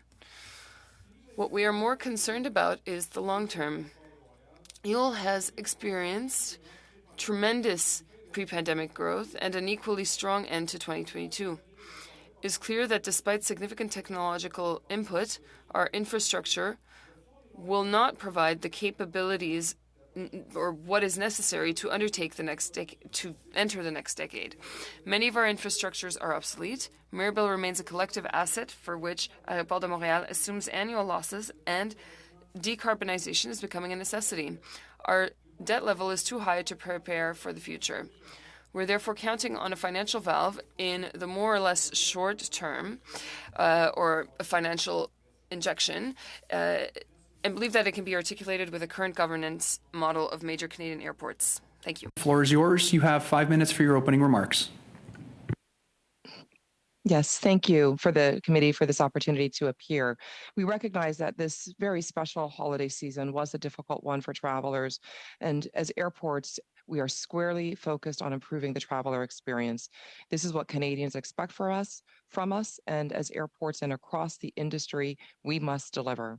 To put the magnitude of the operations at Pearson in perspective, on any given day during the holiday season, from December 23rd through the 31st, Pearson did process over 108,000 passengers per day. And this took place during one of the most extreme weather events of the year. We know that this summer was also very challenging, but very different than the circumstances over the holiday.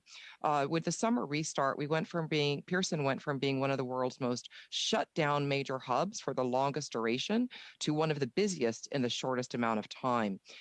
For point and reference, back in December of 21, just last December, LAX was back to 55% of its pre-pandemic multi-tens of million passenger numbers, whereas Pearson was merely at 25%. So again, our ramp up was much steeper, much faster than many other complex, large hub global airports. Restarting and accelerating an air travel system has many moving parts, including the airport facilities of billions of dollars of assets. But again, the summer restart challenges were very different than what was experienced during this Christmas. And that's because the airports and the system had modernized in a significant way, accelerated its readiness in a significant way to move passengers more efficiently, such as technology tools that allowed passengers to pre-book, understand the airport environment and operating environment before they arrived at the airport. But recognizing, however, that this recovery period still has many vulnerabilities and anticipating that there would be weather challenges that typically come with winter, back in the spring and summer, we elected to decrease the winter and holiday capacity of the airport by 17%. By reducing the number of aircraft that could take off and land from 90 to 75 movements per hour in the slot process, this was intended to reduce the risk of lineups and add resiliency to the airport operation. We know that that's not an easy decision. There's cost in terms of the economy, choice for Canadian travelers, and business for the airlines, but we felt that important. So this holiday, what happened? It was really a perfect storm of significant epic bad weather and in an industry that is healing from the COVID extended shutdown. Labor is still very weak across the board of our partners. Cancellations due to weather have a compounding effect, leading to delays, backlogs, and challenges with baggage. We know that airlines, of course, are in charge of taking bags on and off of planes, and we as airports are in charge of the infrastructure. At GTAA, we are transparent and recognize our part in providing the airport facilities, and when those facilities and issues with them do contribute to incidents.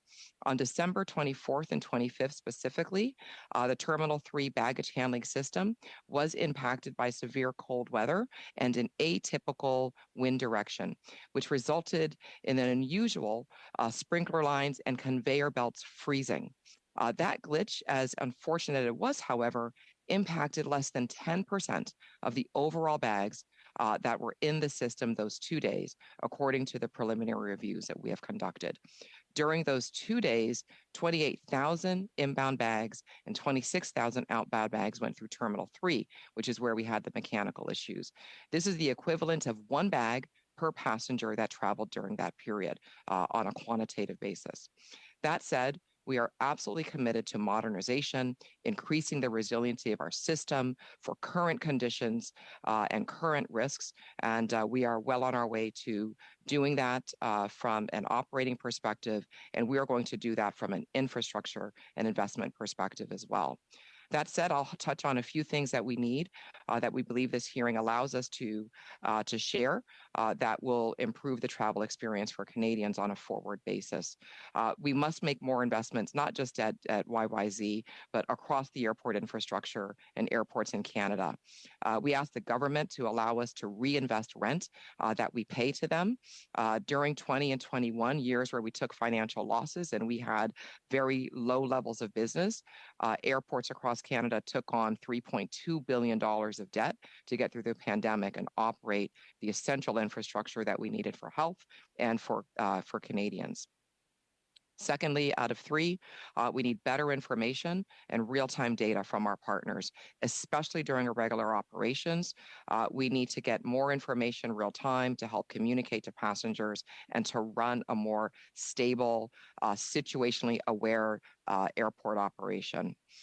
And we need to recognize, thirdly, that labor today is not what it was. This is outside of the airport industry, but absolutely in the aviation industry as well.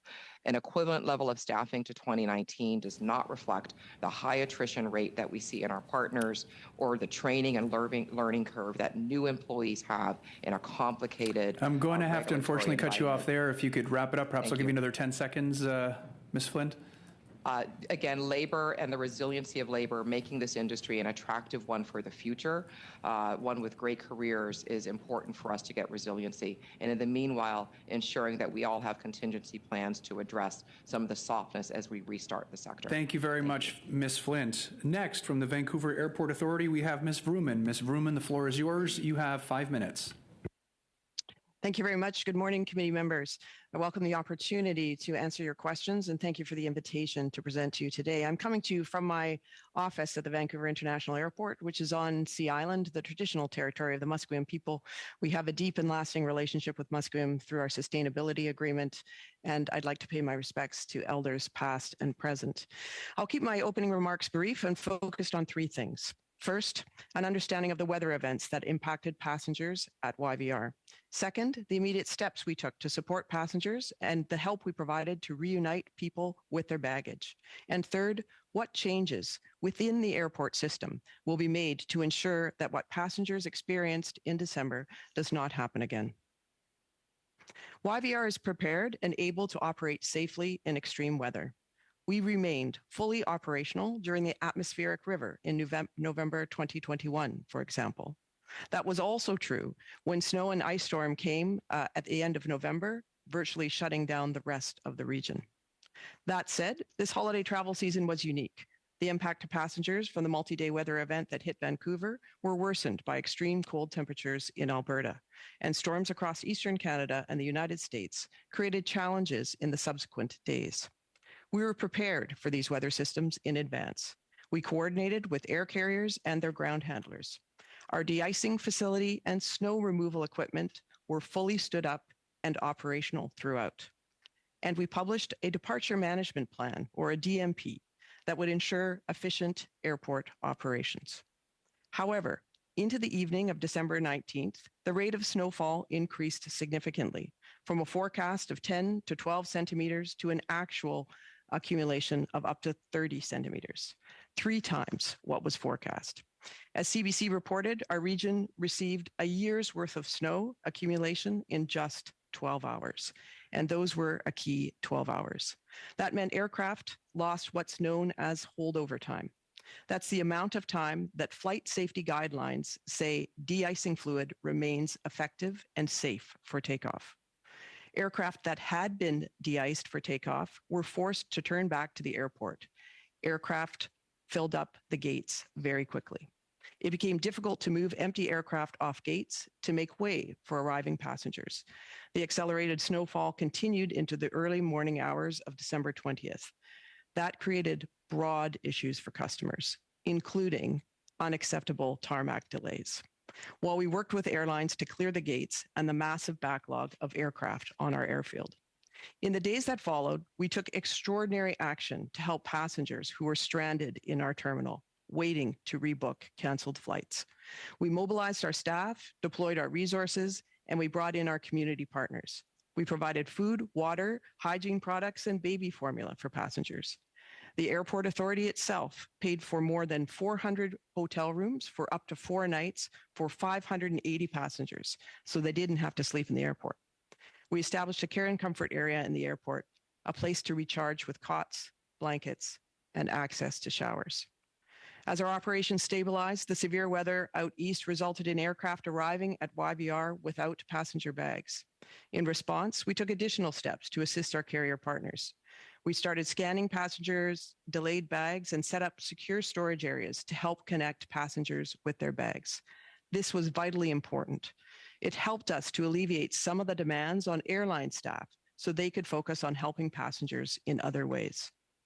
I'm confident that we made the right decisions to keep passengers safe during that week.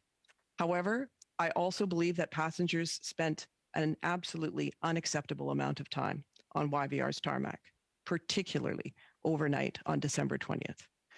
As a result, we have implemented initial measures to help ensure a similar situation does not occur within our airport ecosystem. These measures include greater communication and coordination with airlines around gating, towing, and most vitally, as many have noted, communication with passengers. We're also launching a series of engagements next week to hear directly from our airport community and the traveling public.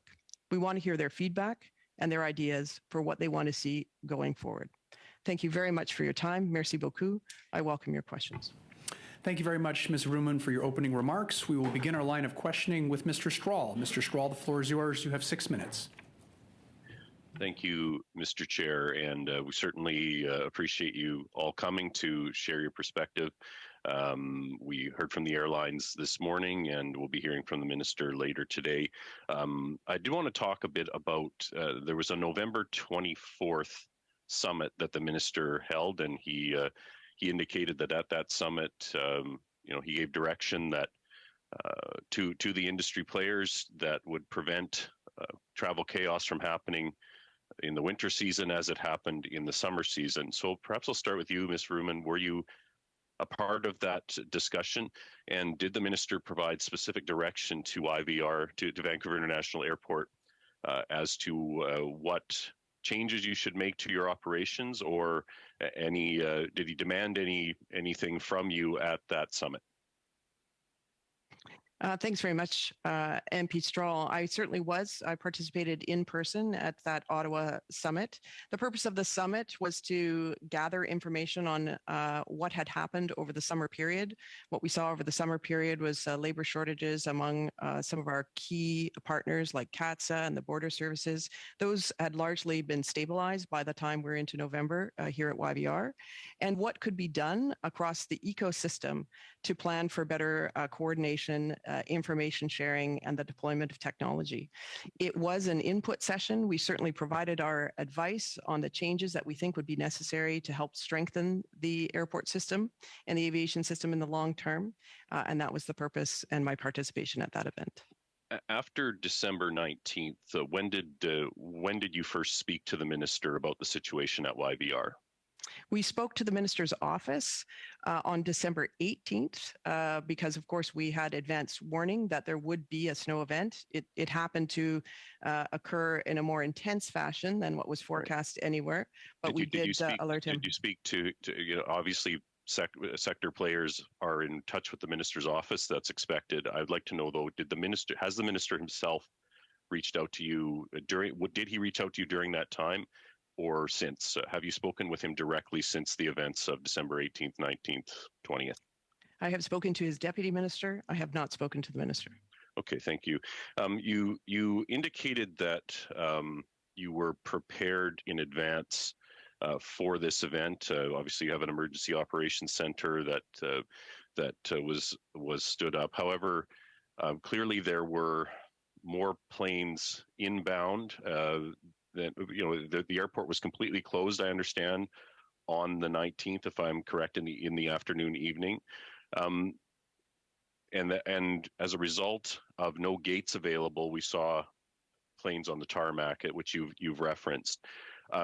Is part of your review to determine, have you talked to NAV Canada? Were there flights that were allowed to proceed to IVR that should have been held at destination or at their origin, so that you didn't have the issue of that many planes sitting on an apron that was unable to disembark passengers? Yeah, thank you. As you correctly note, we did have significant congestion at YVR for the 24 hours starting at about 7 p.m. on the 19th of December through to 7 p.m.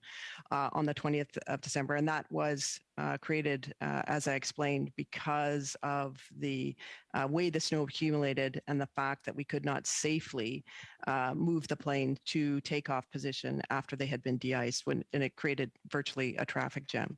We did have something that's called the ground stop that you referred to. That means that we are preventing inbound aircraft from landing.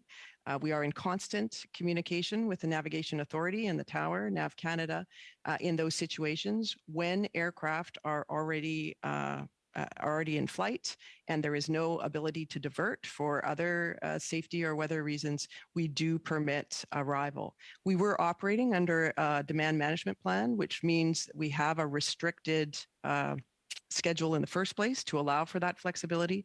However, unfortunately, there was such a busy day, busiest week of travel in the past 3 years.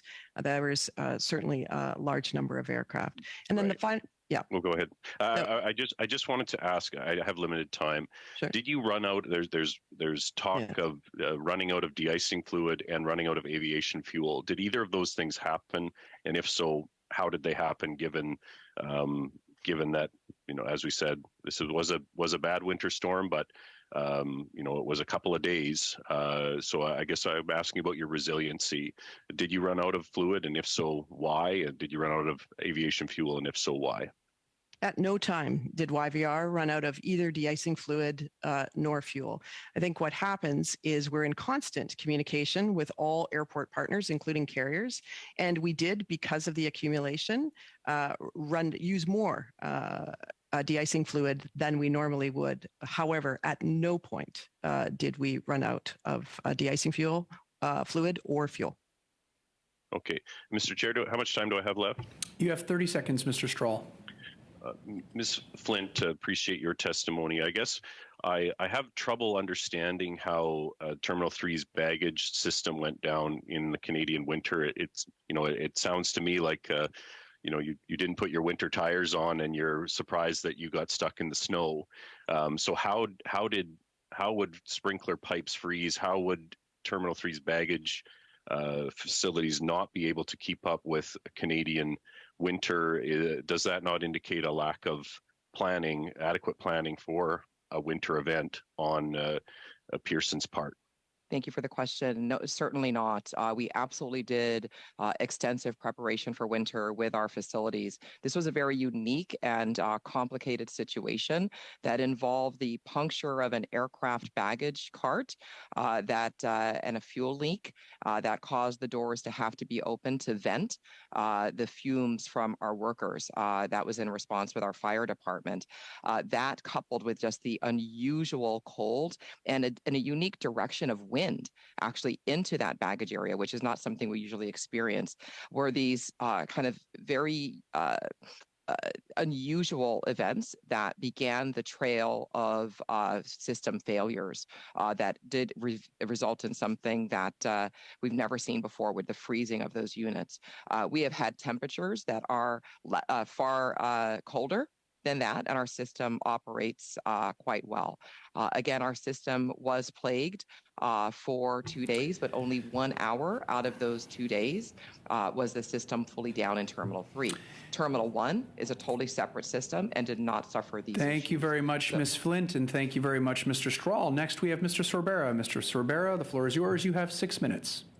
Thank you, Chair, and it's wonderful to be here. I'm not a regular member of this committee, but it's great to sub in and assist the team, but also address concerns that have been expressed by Canadians from coast to coast to coast. First off, if I may, I want to say a thank you to all those hardworking Canadians that work for the airports, the airlines, from the baggage handlers to the people that we greet when we check in and so forth. They always have a smile. They're always doing their best, and they should receive a shout out. I think that's important because they do their best even when they greet travelers who are experiencing things that we don't want them to experience and may not be in the best of moods. So thank you there. This morning we heard from the airlines, and in their testimony, it became apparent to me that they were talking about shared responsibility or what I would characterize as a shared burden in terms of being held responsible for delays that should not have occurred. I know at YVR, the individuals that were held on the tarmac or the baggage carousel at GTAA. I'd like to hear very quickly from GTAA and from Vancouver Airport. What do you think of the idea of shared responsibility, or in my term of shared burden? Yes, thank you. So the airport and airline system in it, only the airline has a contract of carriage with the passenger. And the airline, in its risk management, has to put risk of their and planning around the risks that are inherent in the marketplace. They do so with the number of fleet, the number of crew. They consider the facilities. They consider all the processes that are involved in air travel.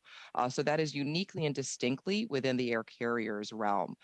There are different levels of remedies in the current APPR that include, in some cases, the provision of flight. It's something that only the air carriers can do. We do know that the minister is looking into the APPR and the regulations, and we welcome that conversation and providing our input into that as well. But we do certainly support that there's more service level standards across the industry so that all the parties can work better together to plan on how to minimize these risks, whether they're day to day or again in these extreme events. Thank you, Ms. Flint. YVR, please. Thanks very much, and thanks for this shout out, MP Sorbera, to frontline staff. They certainly did exemplary work throughout that very difficult week. In addition to what my colleague Deborah said, I would say that, for example, in our case, when we were talking about the tarmac delays, it is you might be surprised to know, for example, that the airports have no ability to tow aircraft or move aircraft. And we don't have towing equipment, and we don't have the legal authority or insured authority to do so, even if we wish to. So it's a complex ecosystem that works in order to serve passengers safely and efficiently each and every day. At the airport authority, we would welcome the opportunity and discussion to increase the responsibility of airports for the coordination and movement of some of those kinds of functions. And of course, we would then be happy to share the accountability for providing that service to the level that Canadians expect. Thank you. My next question concerns, it's been alluded to in terms of staffing at the airports. We obviously went through the pandemic. There was obviously a decline in staffing levels, and now staffing levels are back up. But volumes have not returned to where they were pre-pandemic. So it's obviously concerning as we move forward that airports and airlines can handle increased passenger counts as we return to a normal, what I'd say, fully normal travel season and for expansive growth. How are the airports dealing with, or where are they in terms of staffing, and do there continue to be staffing shortages? First, go to the Montreal airport, please. Just a small correction. We are already back at the levels of traffic that we had pre-pandemic. Sometimes we even have higher traffic than we did in 2019. I think I can speak on behalf of both my colleagues. In Montreal, we do have the appropriate amount of staff in order to serve the community, whether it's in luggages or luggage services or others. And we make sure with our partners that they have the required staff. With the government, we are in constant communication with them for luggage, and on our website we promote the job availabilities. They want speed. With regards to speed and the level of execution, there is some work to be done still. Been on that question, then I do want to ask a final question. I have about 30 seconds, so if you can be quick.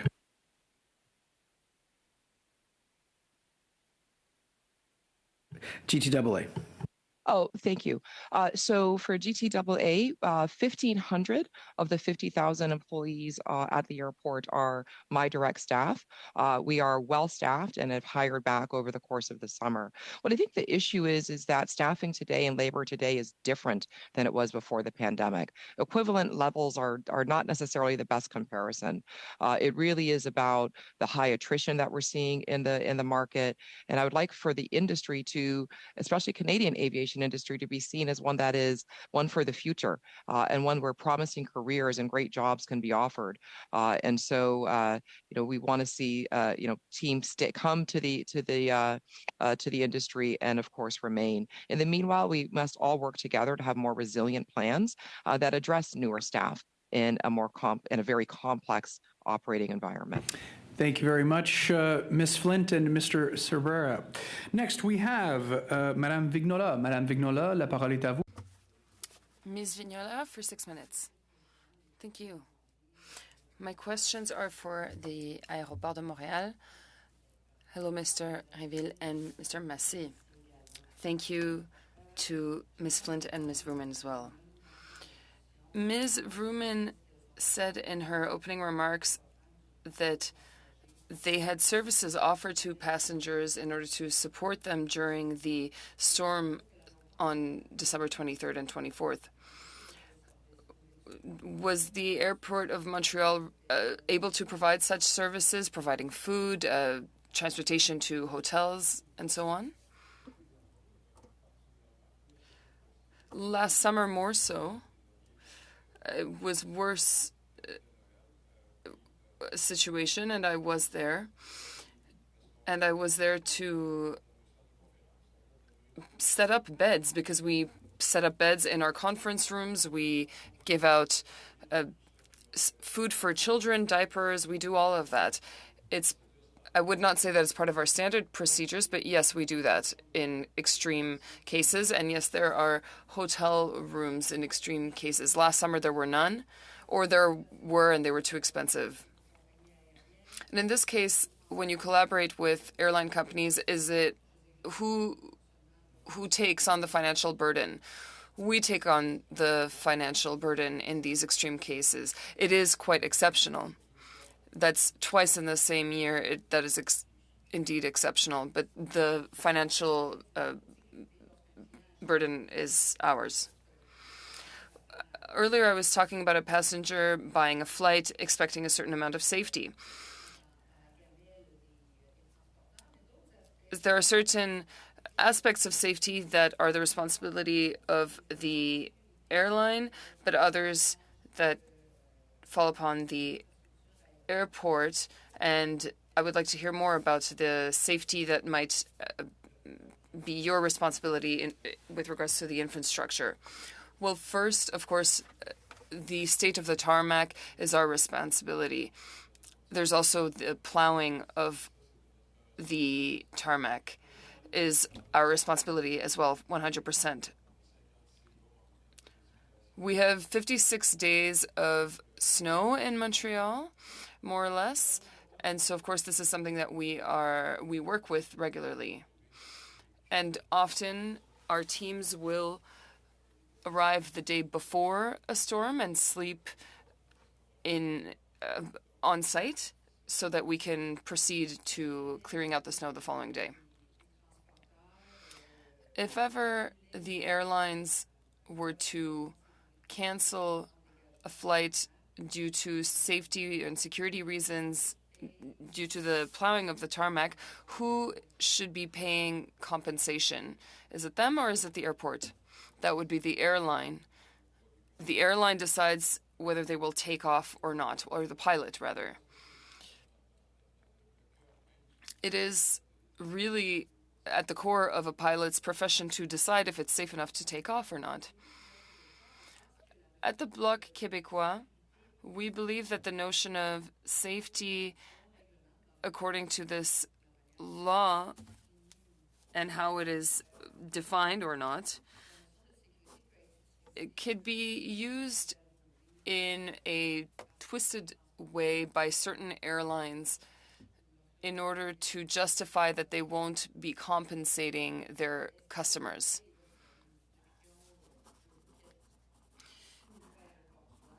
this is, of course, your opinion based on what you've seen, but do you think that we should move towards legislation that resembles that of the EU, where safety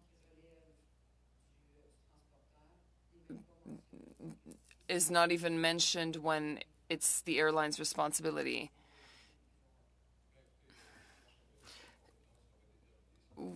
Each of us will determine what is safe for our passengers depending on what our capacities are.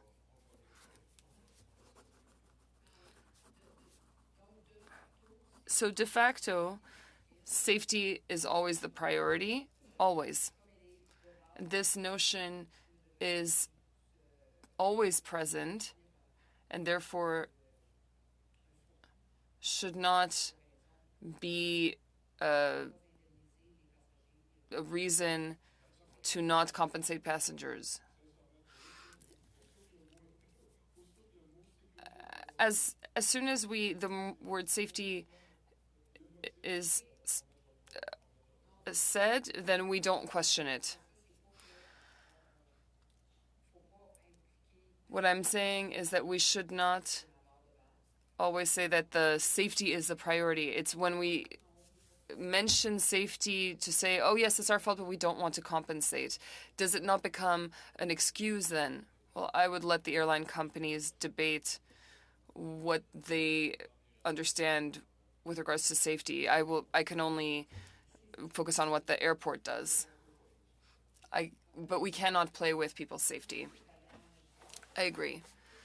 Is the luggage your responsibility, or is it the airline's responsibility? Or is it shared? It is a shared responsibility. Putting the luggage in the aircraft is the company's responsibility, but it is our responsibility while it is still in the airport. Thank you very much. Bachrach, the floor is yours. You have 6 minutes. Thank you, Mr. Chair. I'd like to direct my questions to Ms. Vrooman from the Vancouver Airport Authority and add to the discussion around these challenging events. I believe it was around December 22nd, the evening in which we had one of the more alarming stories of the holiday season with passengers on board an Air Canada flight stuck on the airplane for over 11 hours and unable to deplane. Now, I've seen a communication from an individual that has worked in the airline industry, including in emergency response, and they say that it's their opinion that YVR should have implemented an emergency action plan to get the Air Canada passengers off that aircraft. Is an emergency action plan something that was discussed or considered at some point during those 11 hours? Thanks very much for the question. Throughout, starting on the 18th of December and going throughout the week to the 23rd and actually beyond to the 27th, we had full irregular operations and emergency operations plans stood up throughout.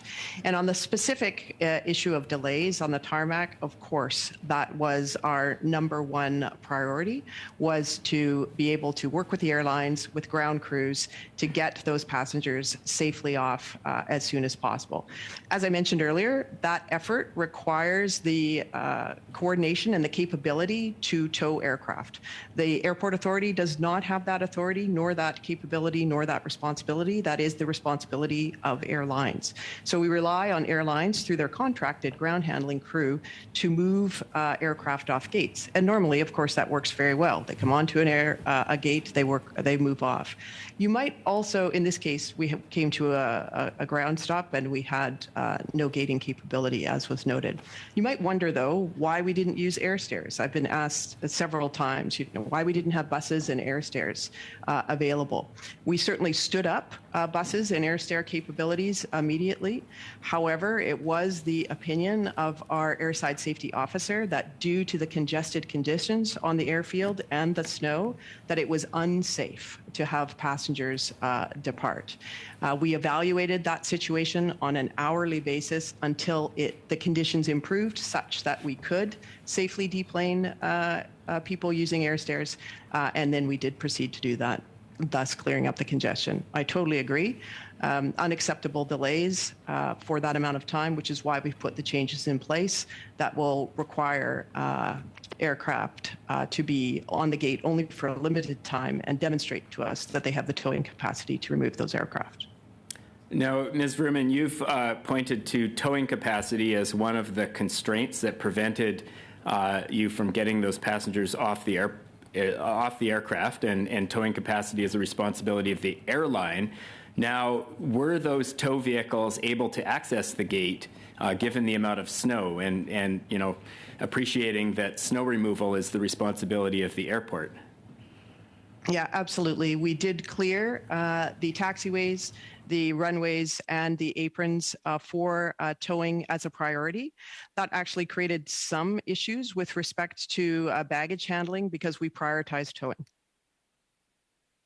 If I hear you correctly, Ms. Vrooman, you made it so that the tow vehicles were able to access the gates, access the aircraft, but the airlines chose not to tow aircraft, which was required in order for people to deplane?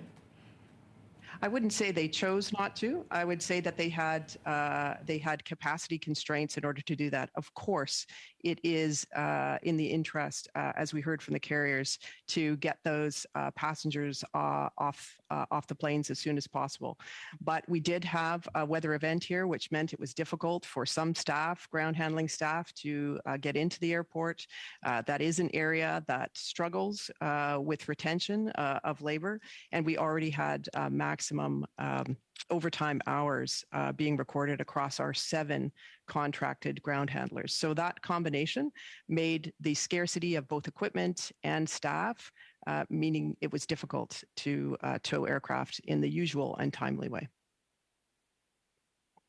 To preparedness, I'm curious. I know that YVR has a climate plan. I'm curious if that climate plan includes strategies around adaptation and extreme weather events, you know, understanding that extreme weather is going to become a more frequent reality. Prior to the incident that we're discussing, did YVR have contingency plans for snowstorms? And if so, what weather parameters were those contingency plans based on? Thank you. Yes, we do have a climate plan, and it does include resiliency and adaptation. As I mentioned, that included, for example, we are located on a floodplain, and while snow is difficult for an airport, water is equally so. And so during the atmospheric river, we were the only transportation hub in the province that was fully functional for those 10 days because of the work that we did to strengthen our drainage, diking, and ditch system. When it comes to snow, we do plan for snow. We had a significant snow event which shut down our region on November 29th. The airport remained operational throughout, save for a brief period on the north runway when we had an EVA aircraft that was stopped for a short period of time. We do stress test against forecasts. We discuss those forecasts with our airport community, which includes carriers, which includes CATSA, CBSA, all of those that come together to support. Thank you very much, Ms. Vrooman, and we thank adjust. you very much, Mr. Bachrach. Next, we have Mr. Doherty. Mr. Doherty, the floor is yours. You have 5 minutes. Thank you, Mr. Chair. And I'll direct a majority of my questions to Ms. Vrooman. I, like many Canadians and Christmas time travelers, was stuck in Vancouver airport waiting for a rescheduled flight. I sat with my wife on an aircraft. I was one of the fortunate ones. We were only on the aircraft for 4.5 hours waiting for de-icing fluid. The pilot came on and said that YVR wants to hold on to the passengers a little bit longer as they have run out of de-icing fluid. Ms. Vrooman, you have a fancy video that the end remark says, "Let it snow, we're ready for winter at YVR." Aeromag conducts your de-icing services on YVR. I'm very familiar with the airport ecosystems. They have 15 de-icing trucks and 10 communal de-icing bays. How can they run out of de-icing fluid? Yeah, thank you very much for the question, and I'm sorry to hear about your experience. It's obviously not the one that we would want, particularly at that time of year. As I said, at no point did we or Aeromag run out of de-icing fluid. What does happen, though, as you're very familiar, it's constant communication when de-icing is happening. We did have a period where we had a combination of snow accumulation, ice, and freezing rain. I'm sorry, I had to cut you off again. I only have 5 minutes. Sure. It was a clear day, and they ran out of de-icing fluid. We were in the de-icing line, and the Aeromag had to return. The comment was that YVR's run out of de-icing fluid. I can't speak to that comment. We certainly did not run out of de-icing fluid. You might imagine you have to go and refill the trucks from time to time, depending on how many how much de-icing was trucks deployed. does the Aeromag have? Do they still have 15 de-icing trucks? They have several. I can get that exact number for you. Can you do that by the end of the day, please? Of course. Thank you.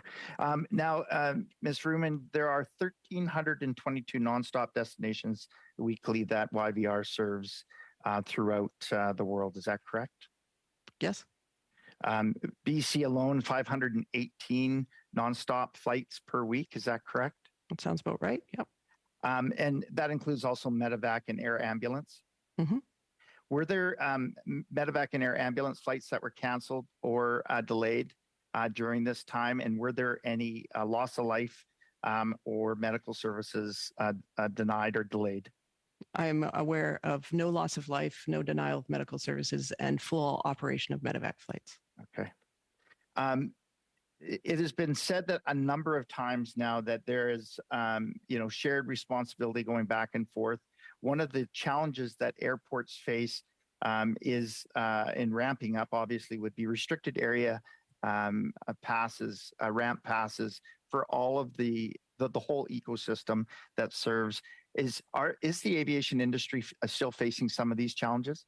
We did face those challenges significantly in the summer. We have cleared up that backlog, and we did bring on extra escort staff because we knew that the timely movement of equipment and people would be critical during these operations. And so we were able to provide escorts as needed to the airfield. Okay, so that is no longer an issue? No. Okay. Can I ask Ms. Flint, is that the same with YYZ as well? Yes, there's a stark difference between the summer operations and winter. We were well prepared. The staffing issues that had plagued the industry with the restart, working with the federal government, restaffing, retooling, eliminating processes that also had made staff inefficient have all been remedied. Have you spoken with the minister directly with the minister in the last couple of weeks regarding the challenges that YYZ has faced? We had a series. I began a weekly letter back to the government with situational awareness. Directly with the minister? No, but I had spoke with the Deputy Minister Keenan on December 29th. Ms. Ruman, again to you, just to reconfirm, you have not spoken with the minister as of yet? That is correct. I've spoken with the deputy. Okay. And to our Montreal colleagues, Mr. Rainbow, have you spoken directly with the minister as of yet with any challenges? No, on a parlé avec le bureau du ministre. Okay, so the minister hasn't reached out as of yet. That's correct. So I guess the challenge that I have, and I've sat on, as I said many times, on either side of this, is that YVR continues to say and the airports continue to say that we're ready. Ms. Ruman, you said that you were ready for this winter storm in November 29th. Apologies, Mr. Doherty. There's no time left. We're going to have to move on to the next line of questioning, which will be Ms. DeMoff. Ms. DeMoff, the floor is yours. You have 5 minutes. Thank you, Chair, and thank you to our witnesses for being with us today. I represent Oakville, North Burlington, so most of my constituents travel through Pearson Airport. So I'm going to start with the GTAA. And I want to talk about the issue with luggage. You mentioned the winds were a different direction and freezing, and so it made it sound like that was the only issue. And yet I know passengers both before and and since then have had problems with luggage that has not arrived, or there's been extended delays in them receiving it, particularly during the Christmas period where people didn't receive their luggage. And I'm wondering if you can just comment on the process of what happens with luggage and how it gets to passengers when it is delayed. Yes, happy to answer that. Thank you. The baggage responsibility is shared, as has been said.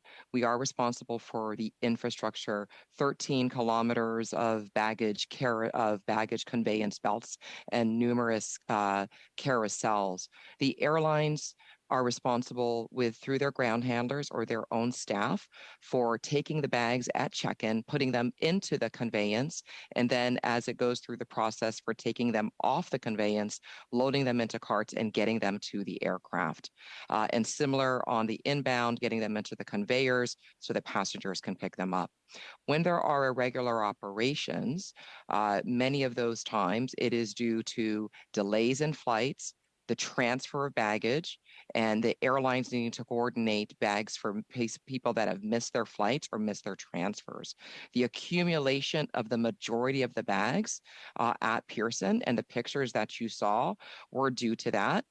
Not just for the bags that were destined for Pearson, but for those that were in transit to and from other places. As Canada's largest international hub airport, we also serve sometimes as a collecting point and a hub distribution point for bags that are trying to get back, the airlines are trying to get back to their passengers. So you see stark images of that. I did acknowledge, of course, that we had mechanical failures in Terminal 3 during that a 2-day window. But again, and we have a plan, as I shared. This is about modernizing our airport system, finally in a position to invest capital. We will make our baggage systems and other parts more resilient, but 10%. Sorry, I'm going to stop you there just because I have limited time, but thank you for the response. I want to turn now to the efforts that have taken place over the last year between Minister Transport Canada and the various sectors of the airline or air industry, so airlines, airports, CATSA, CBSA, NAV Canada, and others. And I just wondered if I could get a comment on the efforts that have taken place. And I'll maybe start with Montreal since you're here in the room. And if I have time, I'll go to Toronto and then Vancouver. So I'll turn it over to you gentlemen. C'est évident qu'après... Of course, after last summer, we made important adjustments. The human resources that we were lacking have been filled. LACSA or the border, these kinds of things. There was a lot of effort on the part of the Canadian government to make sure that things go smoothly. We had what we needed and the resources we needed to provide quality service to passengers over the holidays. There were a lot of efforts that had been made. We can only commend them for those efforts. Parties continuing today? Toujours, je vais vous dire, ça a toujours été. Of course, and that was always the case. We all work together, and we all work for the passengers. Of course, we have had more discussions since last summer than we usually do. And we are still getting ready for next summer. As I said earlier, human resources will be available, but we need the quantity, but we also need the quality. So we are very active in preparing ourselves. We will have a test in March. We'll see with the March break how to prepare for the summer. Vignola. Next, Ms. Vignola. 2.5 minutes. Thank you very much, Mr. Chair.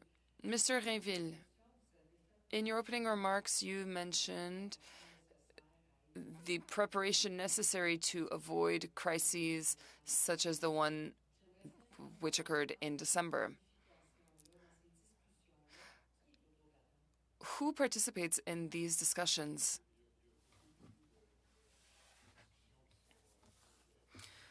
there are many one-on-one discussions, us with the airlines, us with the government of Canada, but also, of course, there was a forum as well where we were all able to attend.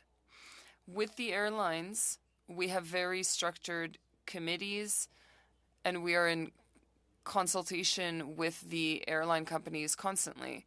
With the government of Canada, we are even in more contact.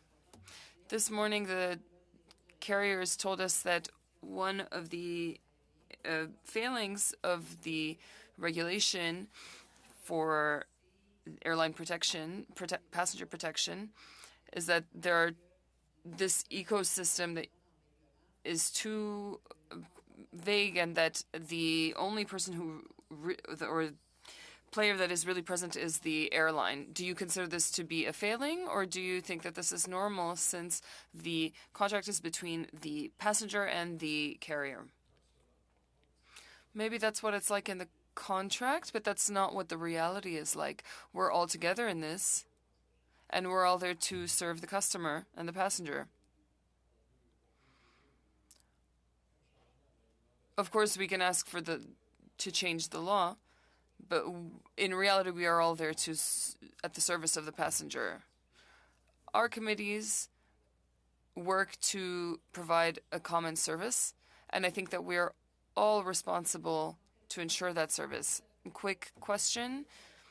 Maybe it will strike you as funny, but it's not really all that funny. Since last summer, and we'll see for this winter, but is there still some lost luggage from last summer? To my knowledge, no, including my own, which did find its way to me. Thank you. Thank you, Ms. Vignola. Mr. Bachrach, the floor is yours. You have 2.5 minutes. Thank you, Mr. Chair. You know, it's funny, I just got a text from a certain airline telling me that my flight home has been canceled, so I'll try not to read too much into that. I hope it wasn't connected with my earlier comments. I'd like to pick up where I left off with Ms. Vrooman from YVR and the evening on which so many passengers were stuck and unable to deplane. Were there instances that evening of passengers having to be deplaned for medical reasons? And if so, how was this done? I am unaware. I'm unaware of any emergency evacuations from aircraft that were held on the tarmac. Certainly, we were briefed of some passengers who had some distress over anxiety, etc., as you understandable, coming from the aircraft, and we moved, as I said, as quickly as possible with the constraints that we had to get those aircraft to the gates. And along similar lines, were there requests from the airlines to get food and beverages to those who were stuck on board? We received no such requests. Sorry, let's wait for my microphone. If those requests had been received, is there a process in that situation for getting food to the passengers who were stuck on board? Absolutely. We would have, depending on the conditions, we have our emergency operations and, in fact, our fire and emergency crews able to taxi out and transport to aircraft as needed. And if there were people on board these aircraft that were in medical distress, what would the protocol be for getting them off the airplane? That would depend very, very much on the specific situation. So it's difficult to comment in a general way, but of course there would be assessments made.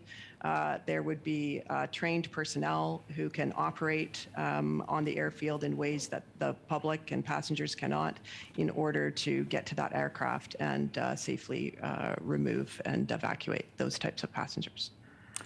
And my final question, Ms. Vrooman, and coming back to this issue of the extraordinary snow accumulation and snowfall, 30 centimeters of snow where I live is just known as a Thursday. But obviously this was outside of the parameters in which YVR was able to operate.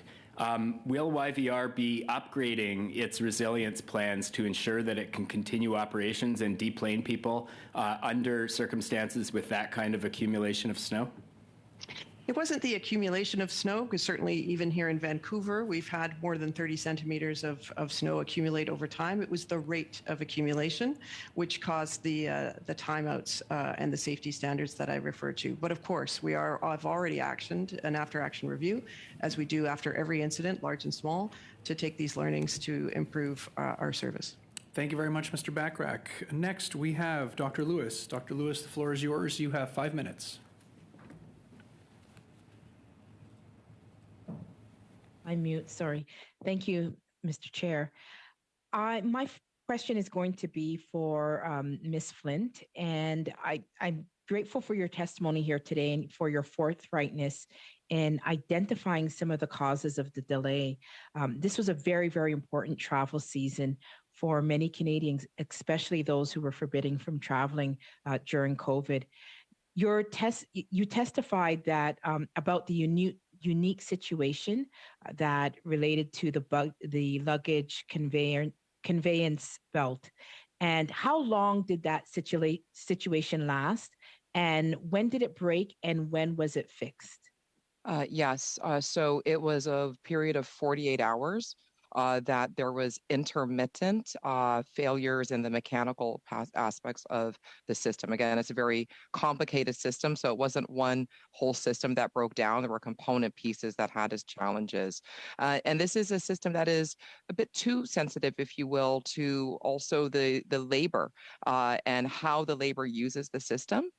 We have a concept known as bag hygiene that requires the airline staff to load the bags properly into the system. And that did contribute to some of the challenges of getting the system back up and running once we got the motors and other parts that had frozen corrected. So over the course of 2 days, the 48 hours, we were able to restore the system.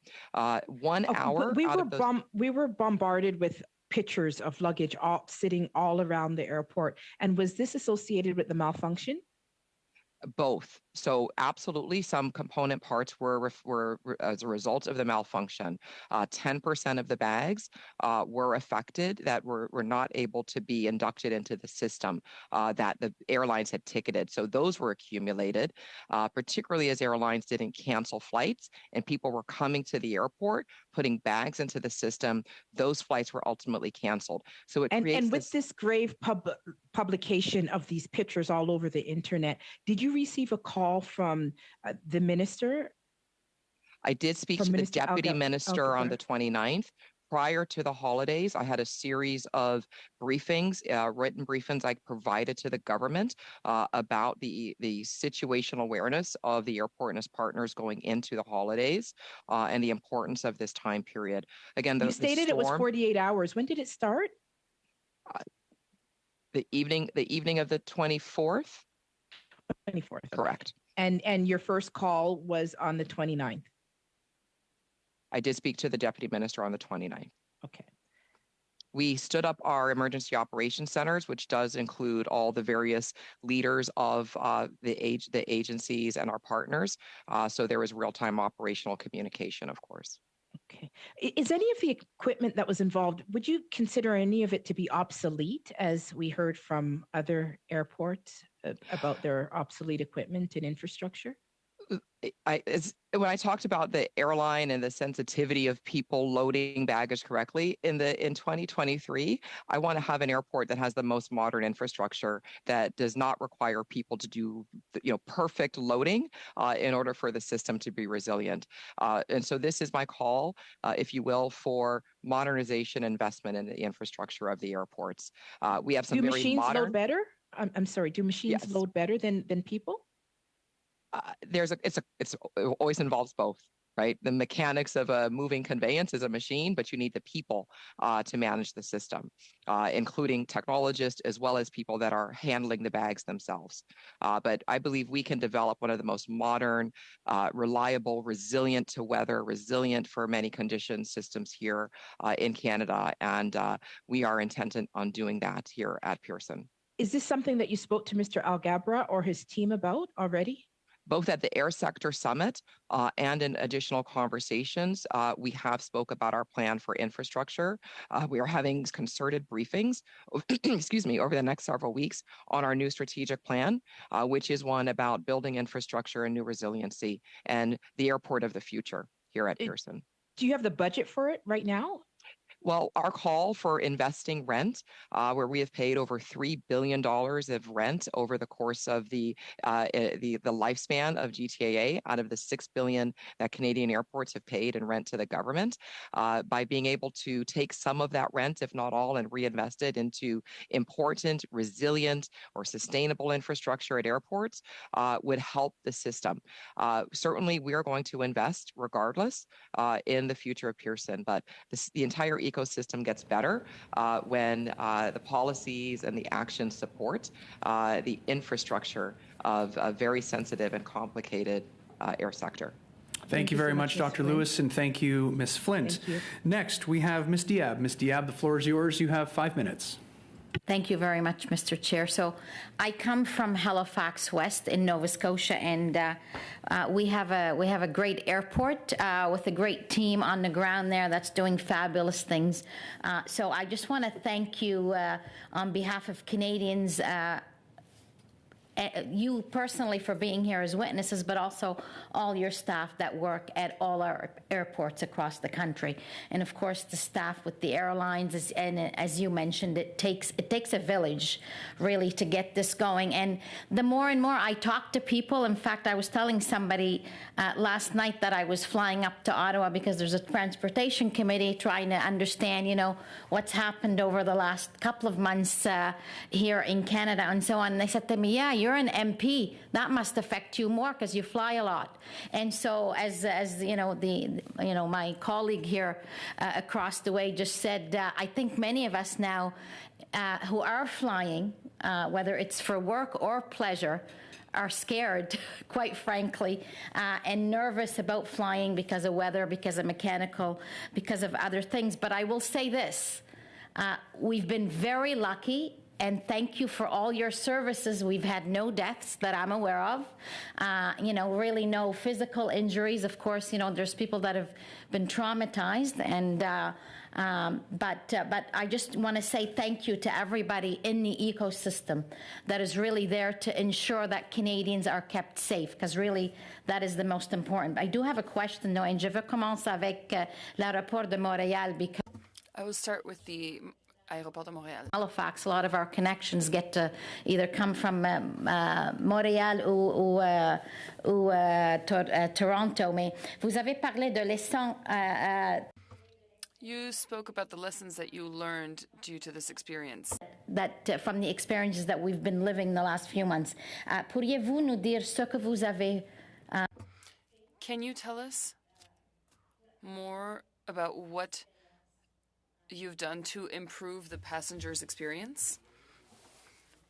Of course, there were investments that were made to improve fluidity and to make things run smoothly.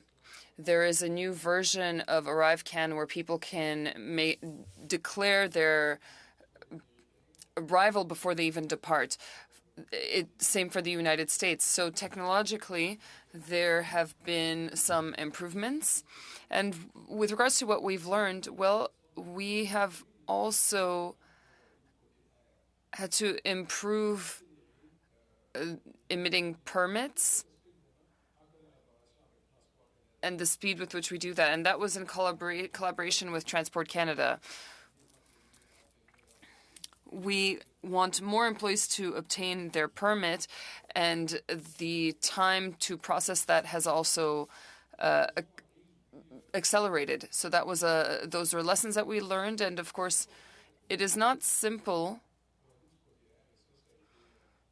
to make these improvements, but we were able to make them. Your rapport with Transport Canada and airlines, how would you describe those? Are they positive? Last summer was difficult, I won't lie. But, of course, everybody was looking for a guilty party, but we decided to all work together because the passenger ends up paying the cost. We really had to work together. We are hard on one another because everyone has to be accountable.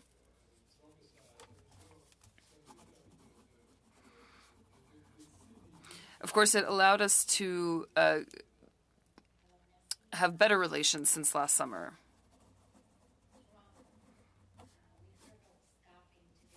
Different and the resiliency and the compliments. What is it like at your airport in terms of staffing, and how would you classify that since after the pandemic?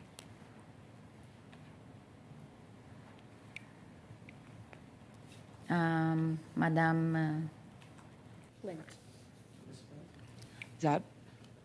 Was that for Pearson? I think that was directed Pearson, at Ms. oui. Flint. Yes. Okay, thank you. Yes, so at GTAA, which manages the airport, we are 1,500 employees out of the typical 50,000 employees across the airport ecosystem. We have the majority of our staff back. We did an accelerated staffing hire over the summer. Again, once we were in a condition where we were not losing money and borrowing money like we had over the last several years during COVID. Similarly, restarted our reinvestments in maintenance and asset infrastructure. Staffing is different today across the ecosystem. There is more attrition, there are more new employees, and that is affecting the system. I do believe we need to plan to be more resilient as a result of that. One of our strategic pillars is to create Thank you very much, Ms. Flint. Unfortunately, I'm going to have to cut you off there. We're out of time. Prochainement, nous avons Monsieur Berthold. Monsieur Berthold, la... Next, Mr. Berthold for 5 minutes. Thank you. My first question will be quite quick for each of the airports. Same question. Since December 23rd, have you had the opportunity to speak directly with the transport minister? Yes or no, Mr. Rainville? No. Ms. Flint? No. Ms. Vrooman? No. Mr. Rainville, my next questions are for you. You surprised me at the beginning. You were quite tough with regards to the airlines. You said there was a lack of communication between the airlines and passengers. That forced the airports to pay the price, and you said that it turned the airports into a third world country. What are the solutions? And briefly, the communication between the airline companies and passengers has to be improved, and we've talked about that before. Technology is a great tool. Some of the airlines make reports and send updates by text message, and we have to continue with this kind of improvement. Mr. Rainville, who are the biggest culprits who don't communicate well with passengers, meaning that a lot of passengers stay too long in airports, such as we saw during the crisis over Christmas? Well, one of our carriers we saw disappointed us. They did not communicate well with their passengers, but also we are used to having snowstorms in Montreal. We understand how the networks function. Even if we can't intervene, we still understand how they work. It takes about 48 hours for the system to fall back into place. When a carrier takes longer and we see that no planes are sent to pick up the slack, of course, that creates a lot of dissatisfaction because there are all these people who are stuck in the airport and we try to provide services for them. And it's very difficult for the carriers, for the airports, and for our employees. In the airports, people seem to have a lot of difficulty getting answers from someone. They want to talk to somebody, and it seems that there is not much availability, that there are people, there's a staffing shortage in the airport. Do you not think that that is failing on behalf of the carriers and the airports? Well, we have ambassadors, they have little red vests on, and they're all over the place in the airport, but in true, it can be complicated, difficult to get an answer, but sometimes they don't have the answer. This is what I explained in my opening remarks. I want us to improve communication so that we have more facts to share with our passengers, so that we can maybe even tell them, you know, there's a 3-hour delay, don't come to the airport. We should be able to say these things. That's one of the things we should be improving. That is a clear message to airline companies, Mr. Rainville. Another question concerning the expectations, or rather the wait times in airports. Do you think that it would be relevant to create a squad, if you will, to face this kind of situation where all industry players be reunited so that they can work together to find solutions to prevent the kinds of issues we've seen in previous weeks? Well, I will talk about Montreal. We are accustomed to storms. In 15 years, we have not lost any trips or tarmac ways, if you will. With regards to recuperation, it's been proven in Montreal that it takes time to put the system back in place. But if there are issues in other airports, that has an impact in Montreal as well, of course. I do think that that is a relevant suggestion, but we have internal committees. The mechanisms are in place to make things go smoothly. I think everybody will learn some lessons. And in Montreal, besides the exceptions that we mentioned, I think that we have what it takes to face these issues. Thank you very much, Mr. Rainville and Mr. Berthold. Ms. Koutrakis, the floor is yours. Thank you very much to all of our witnesses who are here with us today.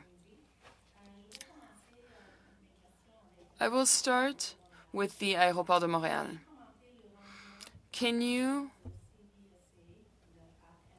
comment on the income of CBSA, for example? Have you made any comparisons with the summer season? Well, I would say factually everything was perfect. Everybody was in place. The screening, AXA was there. Everything was working perfectly. What is the effect on the schedule of passengers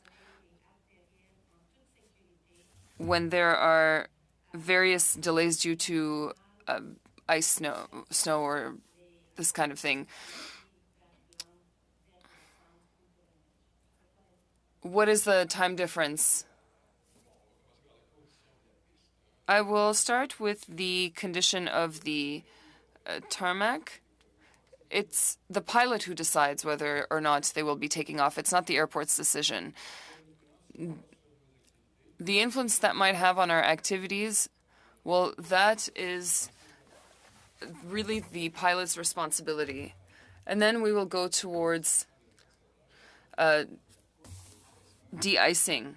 And that depends on the amount of ice and the thickness of the ice on the wings. Sometimes you have to, you start, and by the time you get back to the first wing, well, it's already frozen again, and it creates a bit of a vicious cycle. So I can't give you a precise number, but of course it will delay our operations.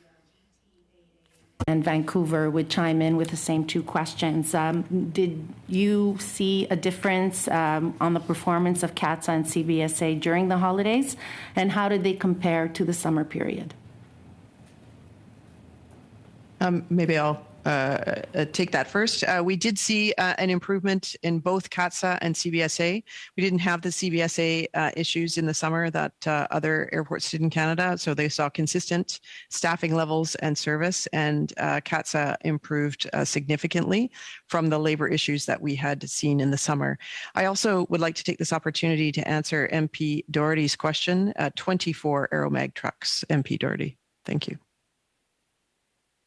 Yes, Thank and you. for Pearson, the government agency staffing was sufficient and performed very well.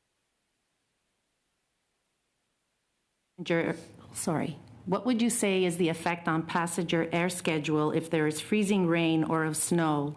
In other words, how many aircraft can safely take off and land in 1 hour at your airport in normal conditions versus freezing rain or snow?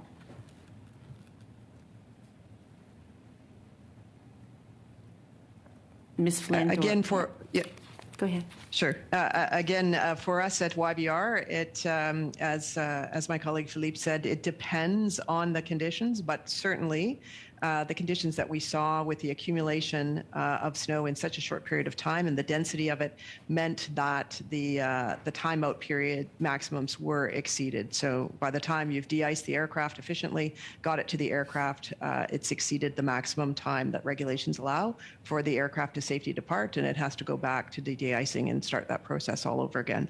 So it depends on the weather conditions and the maximum timeout thresholds. It's a similar answer for Pearson. It is decision is made with NAV Canada and others on a real weather condition basis.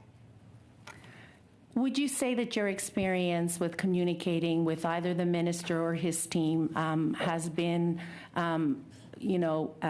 something that is a positive experience for all of you, or do you think that there was something more that could have been done that perhaps was not done?